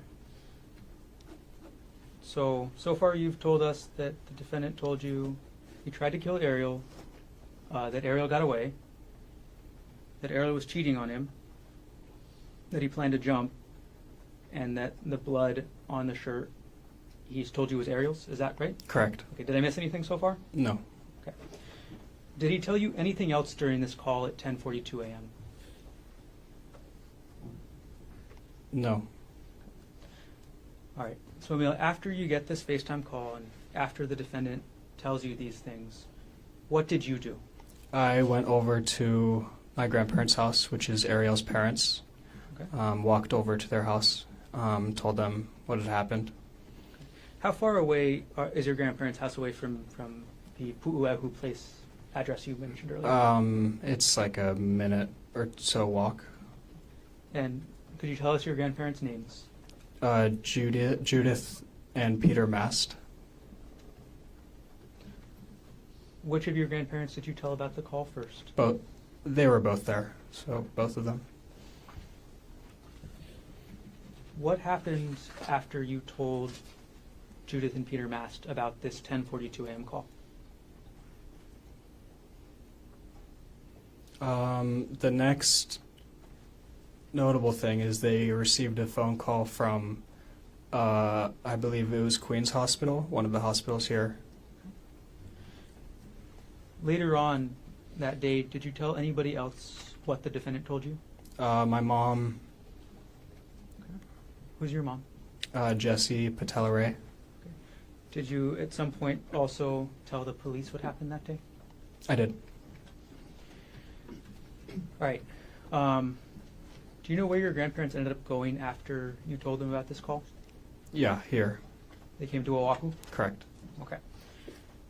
All right. You said that there was a second call at 11:46. Is that right? Correct. All right. The second call, was this a FaceTime call as well? Yes. Okay. And just phone, just audio or audio and video? Audio and video. Did you pick up the call? I did. When you picked up this second call at 11:46, what did you see on the screen? I saw the defendant. Okay. And can you describe any background that you saw on the scene, if you remember? Just trees, rocks, the sky. That was it. During this second phone call at 11:46, what did the defendant tell you, if anything? He asked me if I had told anybody, and I said yes, and I told him who I had told. And then he said that he was just going to jump, and said that a couple times. Okay.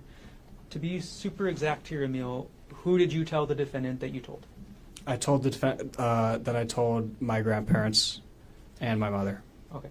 So you told them that you told Peter, Judy, and Jessie. Correct. Okay. So after the defendant told you he was going to jump a couple times during the second call, how did you respond?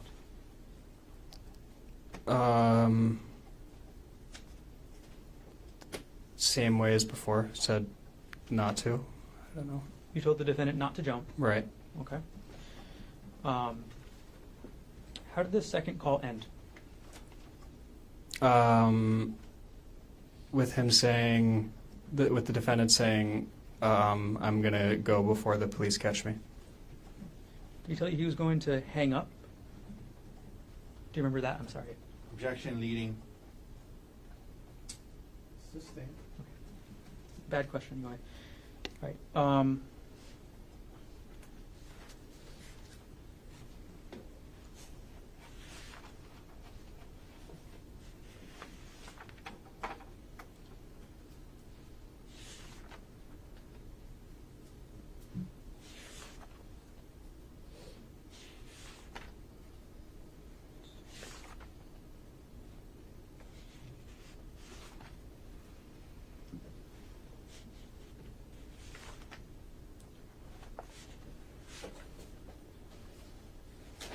Sorry. I just want to clarify, Emil, about the last thing you told me about the police. What exactly did the defendant tell you about the police? Asked and answered.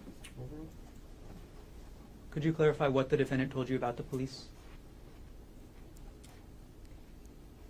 That he was, that the police was looking for him. He didn't want to be found.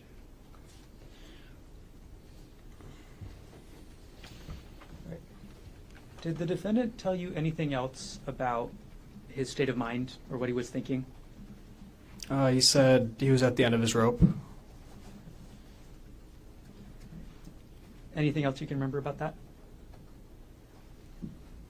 Thought about suicide for the last couple months leading, or for the months leading to the 24th of. For both of these calls we've been talking about, who was the caller? The defendant. So at either call, were you the one to dial him up? No.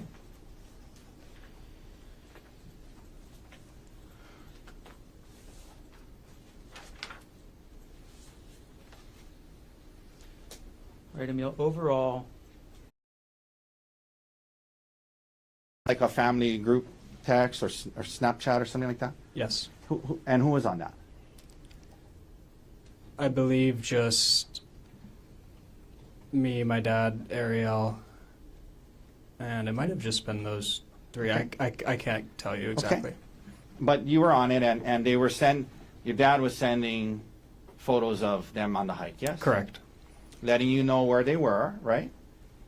Yes? No. Well, I mean, just that they were on a hike, yes? That they were on a hike, yes, not letting me know where they were. Well, yeah, I just meant like showing you pictures of the hike they were on. Maybe Okay. that's a better way to word it. Is that right? They were Yes. sending you pictures of the hike they were on, yes? Yes. And at least at that time, everything seemed normal to you, correct? Correct. There was no reason to be concerned at that time, correct? Correct. Now you get this call on 10:42, and he's telling you, amongst other things, that he said he's not going to make it back. Yes. Correct. And like he was saying goodbye to you. Yes. Correct. And you quickly realize that something's wrong, right? Yes. You don't know exactly what's going on, but he's also telling you that he's going to jump and commit suicide, correct? Correct. And from what he was, saying, and from and acting the way, what you could gather, you could tell that there was a lot going on in his head, yes? Yes. Okay. You could tell that your dad was distressed when he was talking to you, yes? No. Okay. You remember, you gave later the day of these calls, you talked to the detective on Maui. Remember that? Yes. Okay. And you remember telling the detective that your dad sounded like he was kind of distressed? Trying to stay calm, but kind of distressed? Remember saying that to the detective? No. Okay. Would seeing the transcript of the interview with the detective help to refresh your memory of what you told the detective? Yes. Okay. This is 170, page 4. Okay. May I approach, Your Honor? Yes. Okay. So, Emil, I'm going to show you this transcript. If you can just read lines 14 and 15, well, if you wanted to start from lines 8 and read down to lines 15, and just read it to yourself, and let me know when you're done.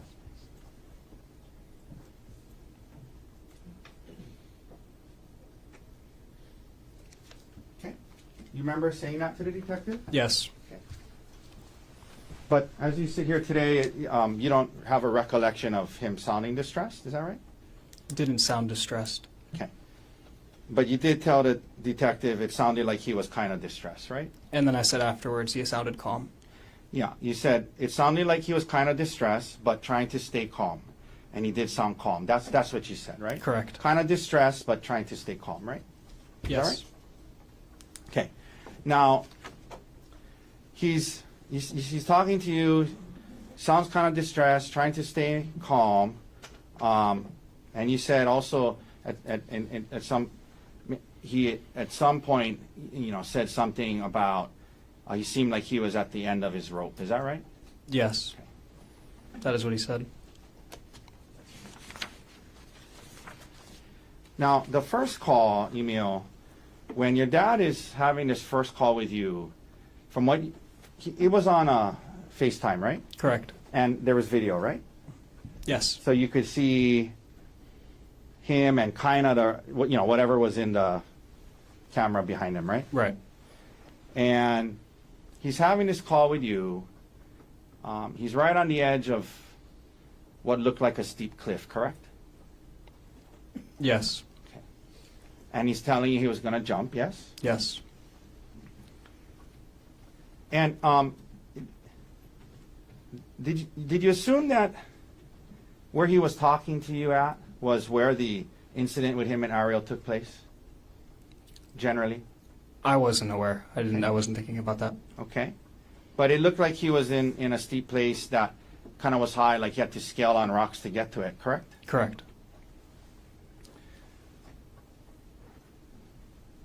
You see blood on your dad's shirt, yes? Correct. And he tells you that this was Arielle's blood, yes? Yes. And he told you that he was explaining to you about how Arielle had been cheating on him for a couple of months, yes? Yes. And he told you that the blood was from her head, correct? Correct. And half an hour earlier, everything seemed fine to you, right? Yes.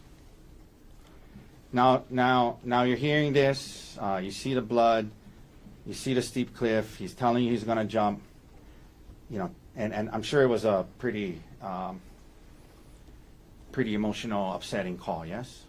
Yes.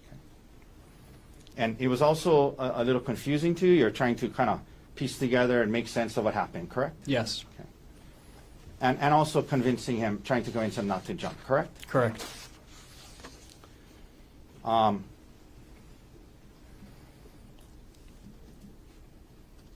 This was on FaceTime, and so it was on speakerphone, correct? Correct. Correct.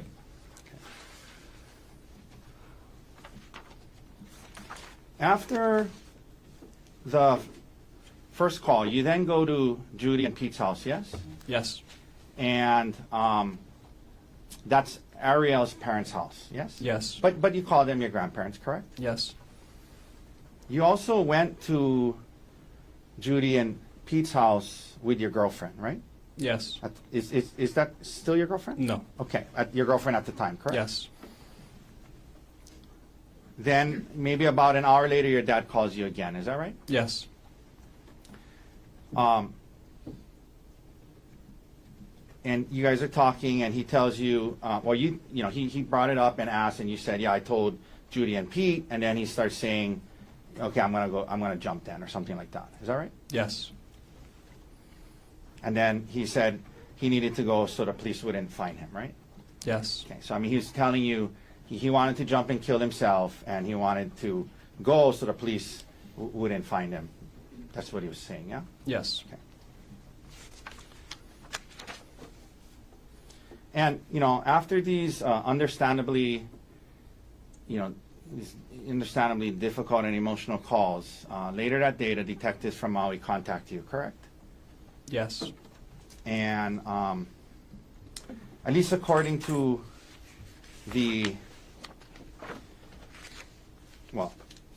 it was the interview started at 2:27 p.m., correct? Would seeing the transcript help you remember that? It would. Okay. May I approach, Your Honor? Yes. Okay. Again, 170. So, Emil, if you just read that, this is the start of the interview. Okay, read it to yourself. Let me know when you're done. Yep. All right. So the interview started at 2:27 p.m. later that day, correct? Correct. And these were not Honolulu Police Department detectives, but Maui Police Department detectives, correct? As far as I know. Okay. And, you were able to look on your phone later. Well, you were able to look on your phone and tell the detectives the exact timing of the calls, and that's why you were able to say the first call was 10:42 a.m. and the second call was 11:46 a.m., right? Yes. So the interviews with the detectives is at 2:30 or 2:27. So about 4 hours after the 10:42 call, and about 3 hours after the 11:46 call, right? The interview with the detective, Yes. roughly. And, you know, obviously, you didn't record the call with your dad when you guys were having them. You're just listening to him and talking to him about not jumping, right? Correct. And you didn't write down any notes after the call, right after, did you? Correct. Okay. I did not. But you tried your best, 3 to 4 hours later, to describe the call you had with your dad to the detectives, correct? Yes. Okay. And, you know, like today, for example, you were asked by Mr. Gardner,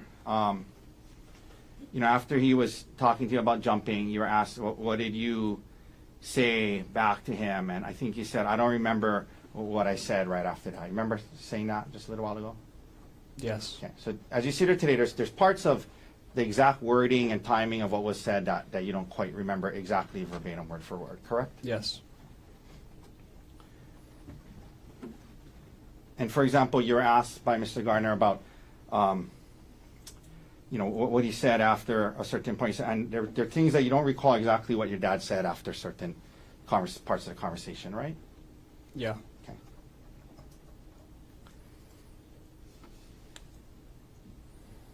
But you tried your best to explain to the detectives what you understood your dad to have been saying, correct? Yes.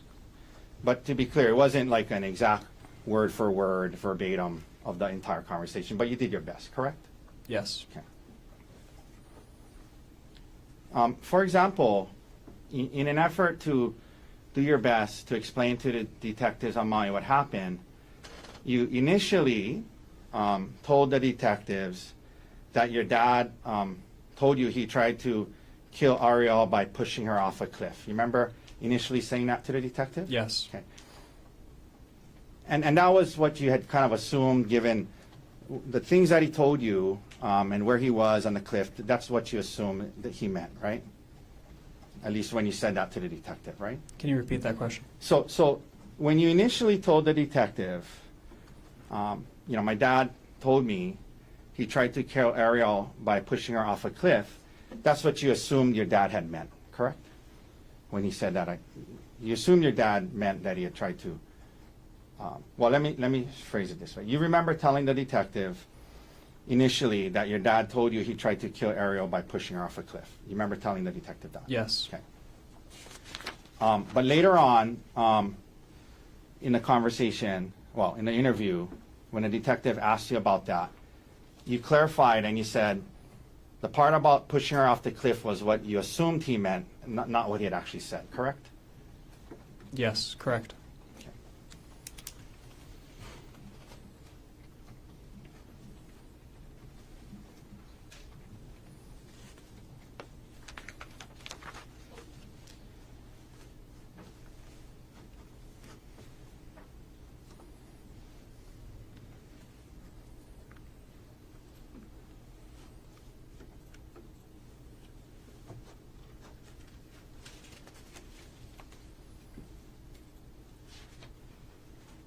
And then when the prosecutor asked you questions about it, you said at some point he said something about she got away, right? Or something like that? Yes. Okay.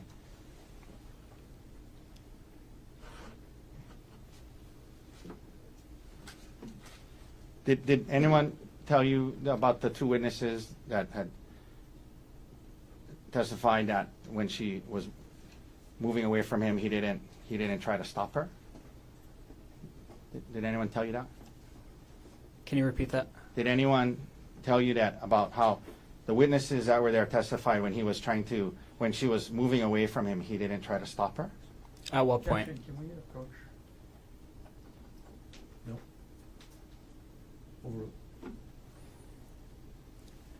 Did anybody share that information with you? I don't understand the question. Okay.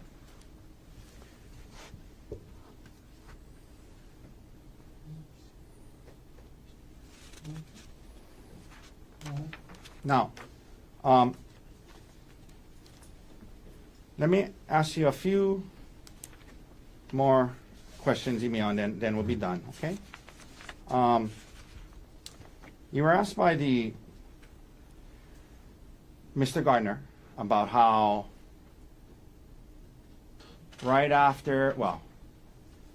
about how after the incident you flew to Pittsburgh to be with your mom, Jessica. Remember that? Yes. And was it later that night? Yes. Okay. But you did return to live on Maui sometime thereafter? Yes. Maybe in a few weeks? How long were you in Pittsburgh? Couple weeks? Couple weeks. I couldn't tell you the exact date. Okay. But, within a month you were back on Maui. Correct.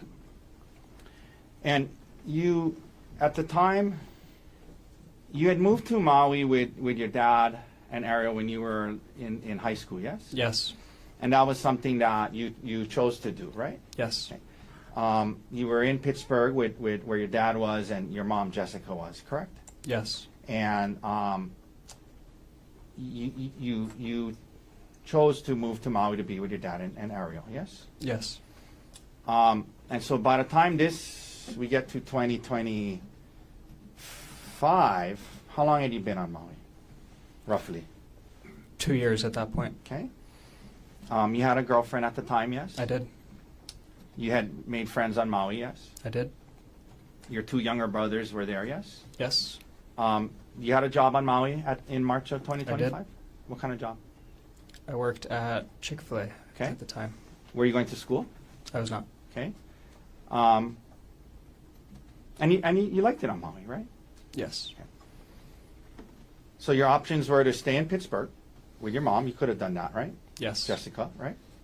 If you could have stayed in Pittsburgh with her if you chose to, right? Correct.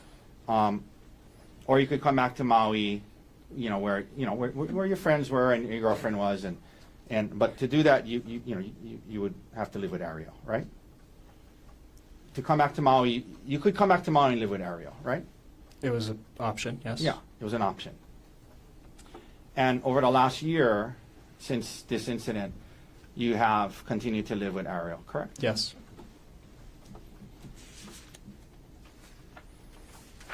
You also would see Arielle's parents, Judy and Pete, regularly over the last year, correct? Correct. And you refer to them as your grandparents, yes? Yes. And you, they came with you to court today, yes? Yes. Okay. And over the last year, though, you've limited your contact with your dad's side of the family, correct? You haven't seen them much, right? I wouldn't say that. Okay.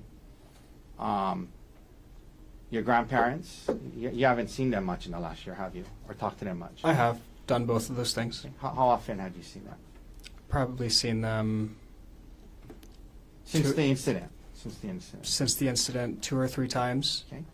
The most recent time was when they were going to come to see you play roller hockey on the mainland, right? Yes. Okay.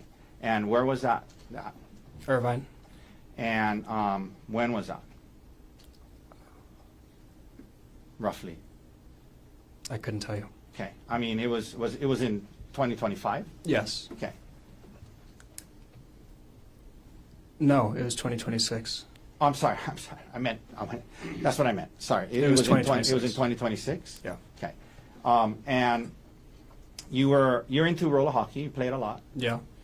And you traveled to California earlier this year for a tournament, right? I did. Your grandma and grandpa, your dad's parents were going to meet you in Irvine to watch some of your games, right? Yep.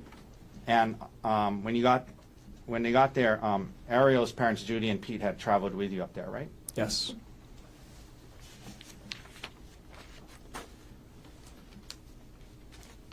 Okay.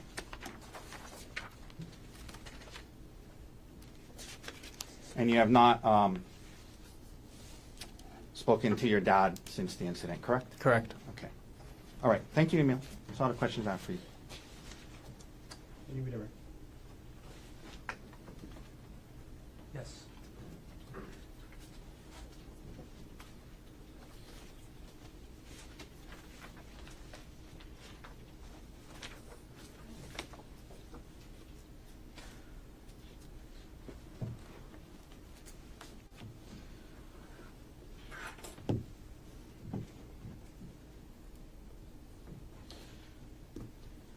Emil, one of the things that you were just asked about on cross-examination was the fact that you didn't tell the detective on Maui that the defendant told you that Arielle got away. Is that right? I didn't ask that. I'm sorry? Tell the detective on Maui that the defendant told you that Arielle got away. Is that right? I didn't ask that. I'm sorry? I didn't ask that. Is my memory wrong? Ask the questions. Well, can we approach?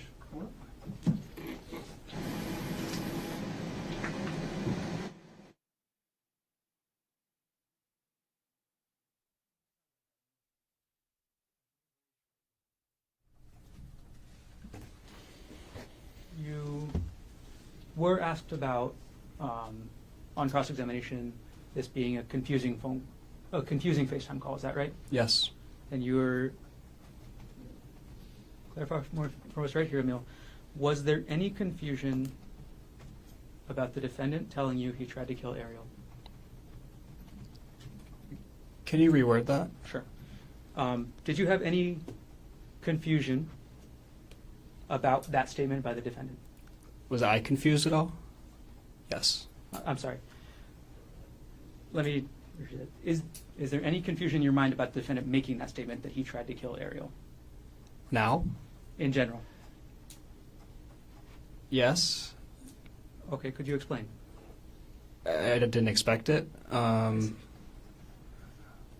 sorry. I think I'm phrasing my questions poorly, Emil. Is there any doubt in your mind about the defendant telling you he tried to kill Arielle? No. Thank you. No further questions.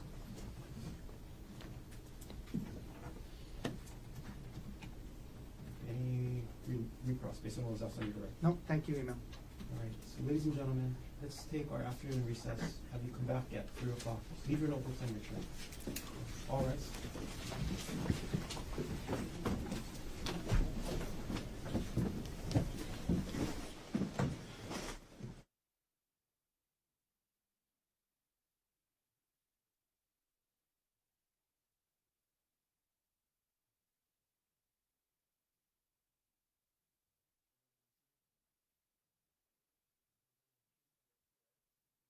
Gerhardt Konig, 1 CPC.25-373. Dr. Konig is present in court with all 4 counsel of record. All jurors are back in the courtroom.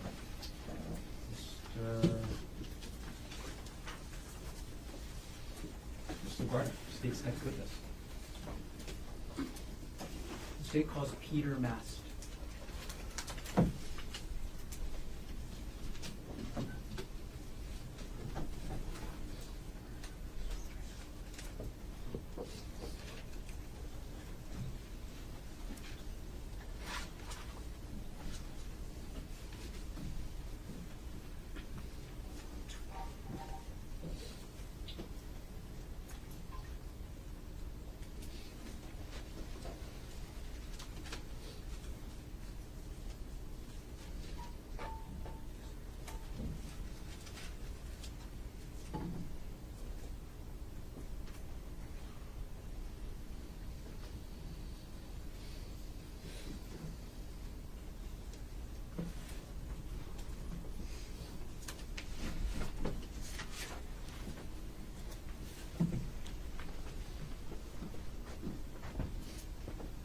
Can you please raise your right hand?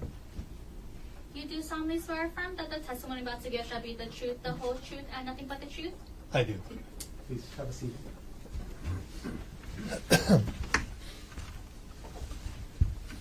Okay. Good afternoon. Good afternoon. All right. And as you testify today, could you please speak into the microphone as much as possible? I will do that. And first things first, could you please state your name? My name is Peter Mast. And what do you do for work, Mr. Mast? I'm an engineer. I work part-time for a company providing business consultation, about a quarter time. And where do you live? I live in Maui at 263 Kambalai Circle in Kahului. Who do you live with? My wife, Judith. Mr. Mast, are you related to any person involved in this case? The the victim in this, So, Mr. Mast, can you use the word complainant? I apologize. Arielle Worthington is my stepdaughter. Okay. As of March 24, 2025, who was Arielle married to? She was married to Gerhardt Konig. Will you understand if I refer to Gerhardt Konig as the defendant for the rest of my questions? Yes. And if you were to see him again, would you recognize him? Yes. Okay. If you recognize him in the courtroom, could you point him out and let us know an article of clothing that he's wearing? Yes, he's sitting at the table there Okay. in front of the monitor, second from the left. And could you let us know the color of shirt he's wearing? Black. Blackish, greenish, dark. Okay. Your Honor, may the record reflect the witness has made identification. Record will reflect identification was made. Okay. Mr. Mast, between yourself and your wife, who would Arielle talk to more about her relationship? Definitely my wife. Okay. So where did most of your knowledge about Arielle's relationship come from? Secondhand through my wife. Okay. So I want to stay away from what your wife told you. Understand? Did you have any direct observations, meaning from yourself, about the relationship between Arielle and the defendant between December 2024 to March 2025? Yes, to a certain degree. We interacted with them relatively frequently. And I would say that starting sometime in the latter part of December on into the following year, there was a noticeable cooling in their relationship that was observable to both myself and my wife, which was consistent with what we had been led to believe had happened between them. Okay, and again, we're going to stay away from what you've been told, okay? Yep. Okay. What sort of context did you make these observations in? And I'm asking public or private. Generally, these were private dinners together, that kind of thing. So from the outside, from a public view, was there any indication of any strained relationship? I cannot answer that. I mean, pause for speculation about others. Overruled. The answer will stand. Okay. So your answer is you don't know the answer. I don't know the answer to that. I can't speak to how others observed them. There was limited times where we saw them in, let's say, a somewhat more public environment. One was at a party at our house in January. Could you explain what you observed at that party in January? Yes, this would be probably sometime late January. It was a Christmas get-together with friends, largely of the Konigs, that was at our house. And I will say that even at the time, I observed an instance in the kitchen where the defendant seemed to go out of his way to demonstrate closeness with Arielle by sort of grabbing her, getting her to come close. I thought it was odd. It was out of character, like he was putting on a show that everything was normal, if you will. Okay. I apologize. Sorry. Mr. Mast, can we Yeah. strike the last part of that answer? Yes. Okay. So, and again, let's just keep it to what you actually observed, okay? Yeah. Okay. Now, I'm going to move on, Mr. Mast, to March 24th, 2025, Okay. All right. On March 24th, 2025, at around 11 o'clock a.m., what were you doing? I was working in my office at home. Was anybody else home with you that morning? Yes, my wife, Judy. Did anybody else come into your home that morning? Yes, probably 11:30 in the morning. Emil Konig came over to our house. Who is Emil Konig to you? Emil Konig is a step-grandson. All right. And then what room in the house were you in? I was in my office. Judy was in the living room next door watching TV. I was at my computer working. Okay. And did you eventually leave your office and go to the living room? I did. Okay. My wife called me in. Okay. And I'm going to jump ahead in time, Mr. Mast. As a result of what happened that morning with you, your wife, and Emil, where did you and your wife go? As a result of what we heard, we got a flight and flew from Maui to Oahu. And took flight here, got in probably about 2 o'clock in the afternoon, went over to Queens Medical Center. And who did you see at Queens Medical Center? We went to see Arielle. Mr. Master, are you aware of any loan that you and your wife provided to Arielle and Gerhardt Konig? Yes, Is that loan still outstanding? it is not. Okay. When was that loan paid? That loan was repaid probably sometime in April of that year, And how was it repaid? in the form of transaction, a electronic transaction. Okay, and I'm sorry. Who was the person that fulfilled that transaction? Arielle. Okay. Mr. Master, thank you. I have no further questions for you today. Okay.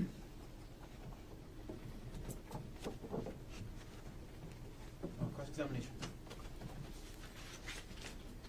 Good afternoon, Mr. Mast. Good afternoon. So you indicated that from December to March you were around Arielle and Gerhardt a decent amount of times, yes?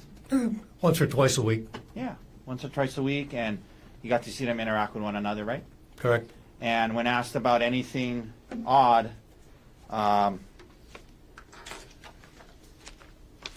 there was a party and you were in the kitchen and he pulled her close and seemed to go out of his way to demonstrate closeness. That's what you said, yes? Correct. All right. No further questions. Thank you, sir. Any redirect. Thank you. Mr. Mass, thank you. You can step down. All right. That first step. Thank you.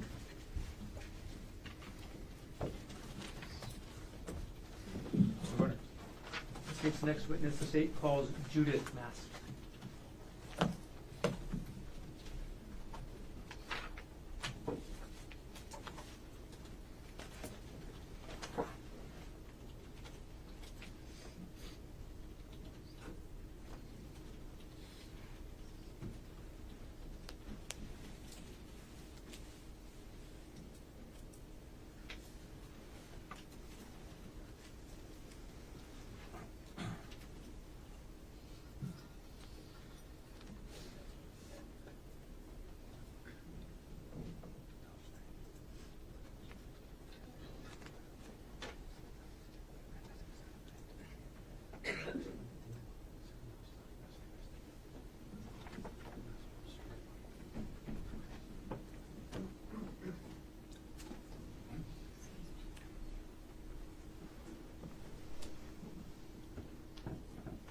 Please raise your right hand. You do solemnly swear affirm that the testimony about to give shall be the truth, the whole truth, and nothing but the truth? I do so swear. Please have a seat.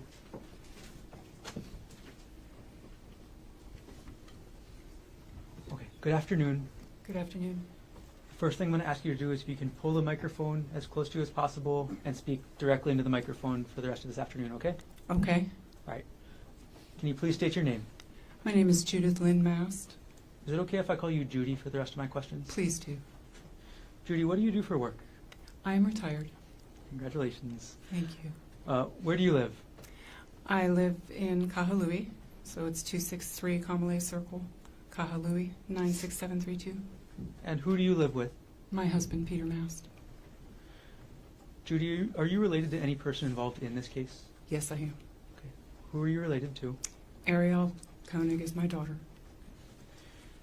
As of March 24th, 2025, who was Arielle married to?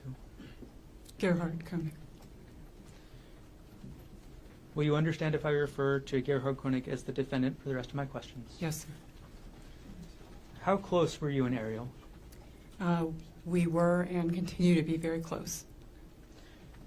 Without going into any details of what was said, did Arielle discuss her relationship with the defendant with you? Yes, she did.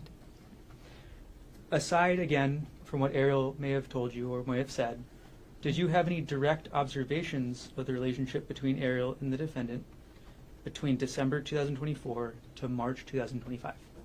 Yes, I did. Okay. Can you explain what, and again, speaking from your own observations, what you observed? There was tension, coldness a little bit, and then it started to change. They were going to counseling, and it seemed to ease up a little bit. But initially there was tension. Judy, I'm going to ask you about the weeks leading up to March 24th, 2025. So the couple weeks leading up to that date, did you notice any changes in the relationship? And again, from your observation. Yes. What did you observe? It seemed like they were getting along a little better. We were getting Snapchats and things that they were very happy. Yeah, they looked like happy Snapchats, you know, social media. So it did seem to us at that time that perhaps things were improving. Okay. When you say at that time, in those couple weeks leading up to March 24th, 2025, was it odd to you to get these Snapchats? Did you think anything of it? Not at the time, no. Okay. All right, Judy, I'm going to move forward to March 24, 2025. At around 11 o'clock a.m., what were you doing? As much as I hate to say, I was listening to an audiobook and crocheting. I'm 65, not 85, I promise. And was this at your home? I was at home. I was in my living room crocheting and listening to an audiobook. Was anybody else home with you that morning? My husband was there. He was in the next room. And that morning, did anybody else come into your home? Yes, as I was sitting there, I heard the front door lock activate. It's an electronic lock, so when you punch in the code, you can hear it. And then, of course, the dog went nuts, and Emil came in with his girlfriend. Right. Were you able to observe Emil's demeanor when he came into your house that morning? Yes. Okay. What were your observations of Emil's demeanor? He was very upset. He was shaking, crying, very upset. Judy, I'm going to jump ahead in time just a little bit. So as a result of what happened when Emil came to your house that morning, did you call or text anyone? I did. Who did you call? First I tried to call and text Arielle, and I got no response. I checked her location, and I texted the defendant. Okay. We're going to break that up a little bit, Judy. Mm-hmm. When you said trying to find her location, was that Arielle's? Mm-hmm. Okay, and how do you... Sorry, Ms. Mast, is that a yes? That's a yes. I'm sorry. No, not at all. Thank you. Yes, sir. Okay. And how did you attempt to find Arielle's location? We share locations we have iPhones, and we share our location in the app. So I can pull up her name in chat and see where she is. We've had it for years. And she was on the poly. Okay. Is that Arielle's location or the phone's location? The phone's location. And how often did you use the sharing locations function on your phone? Oh, quite a bit. In terms of timing, when did you try and look up Arielle's location on your phone? From the time that Emil came to visit me, through even when because we came to Oahu pretty quickly thereafter, and even when we were at the hospital, her phone was still on the poly, even though Ari was still in the hospital. So I actually gave my phone to the detective to see if they could locate the phone. Okay. I'm going to backtrack just a little bit, Judy. Mm-hmm. You mentioned that you texted the defendant. Do you remember what time you texted him? It was 11:33. 11:33 a.m.? Yes. Okay.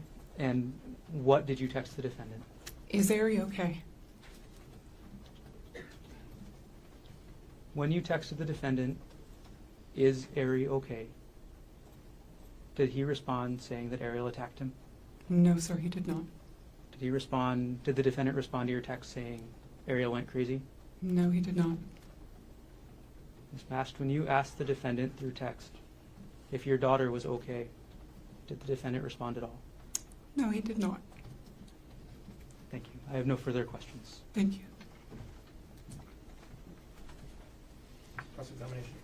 Very briefly, good afternoon, Ms. Mass. When Emil got to your house, He was very upset, visibly shaking, correct?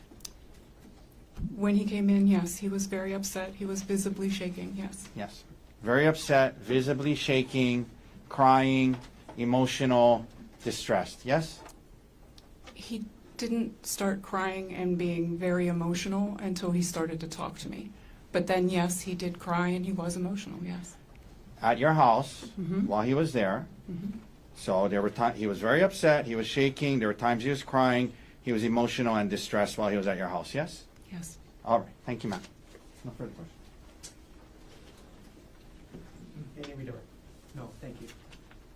Thank you very much for being here. You can step down. Thank Watch you. that first step. Thank you very much.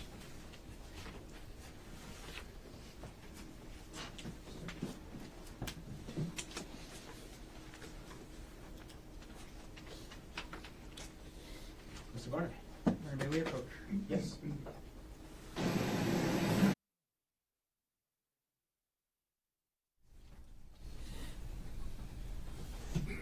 Mr. Garner? Your Honor, the state rests. Thank you. So, ladies and gentlemen, you heard Mr. Garner arrest the state's case in chief.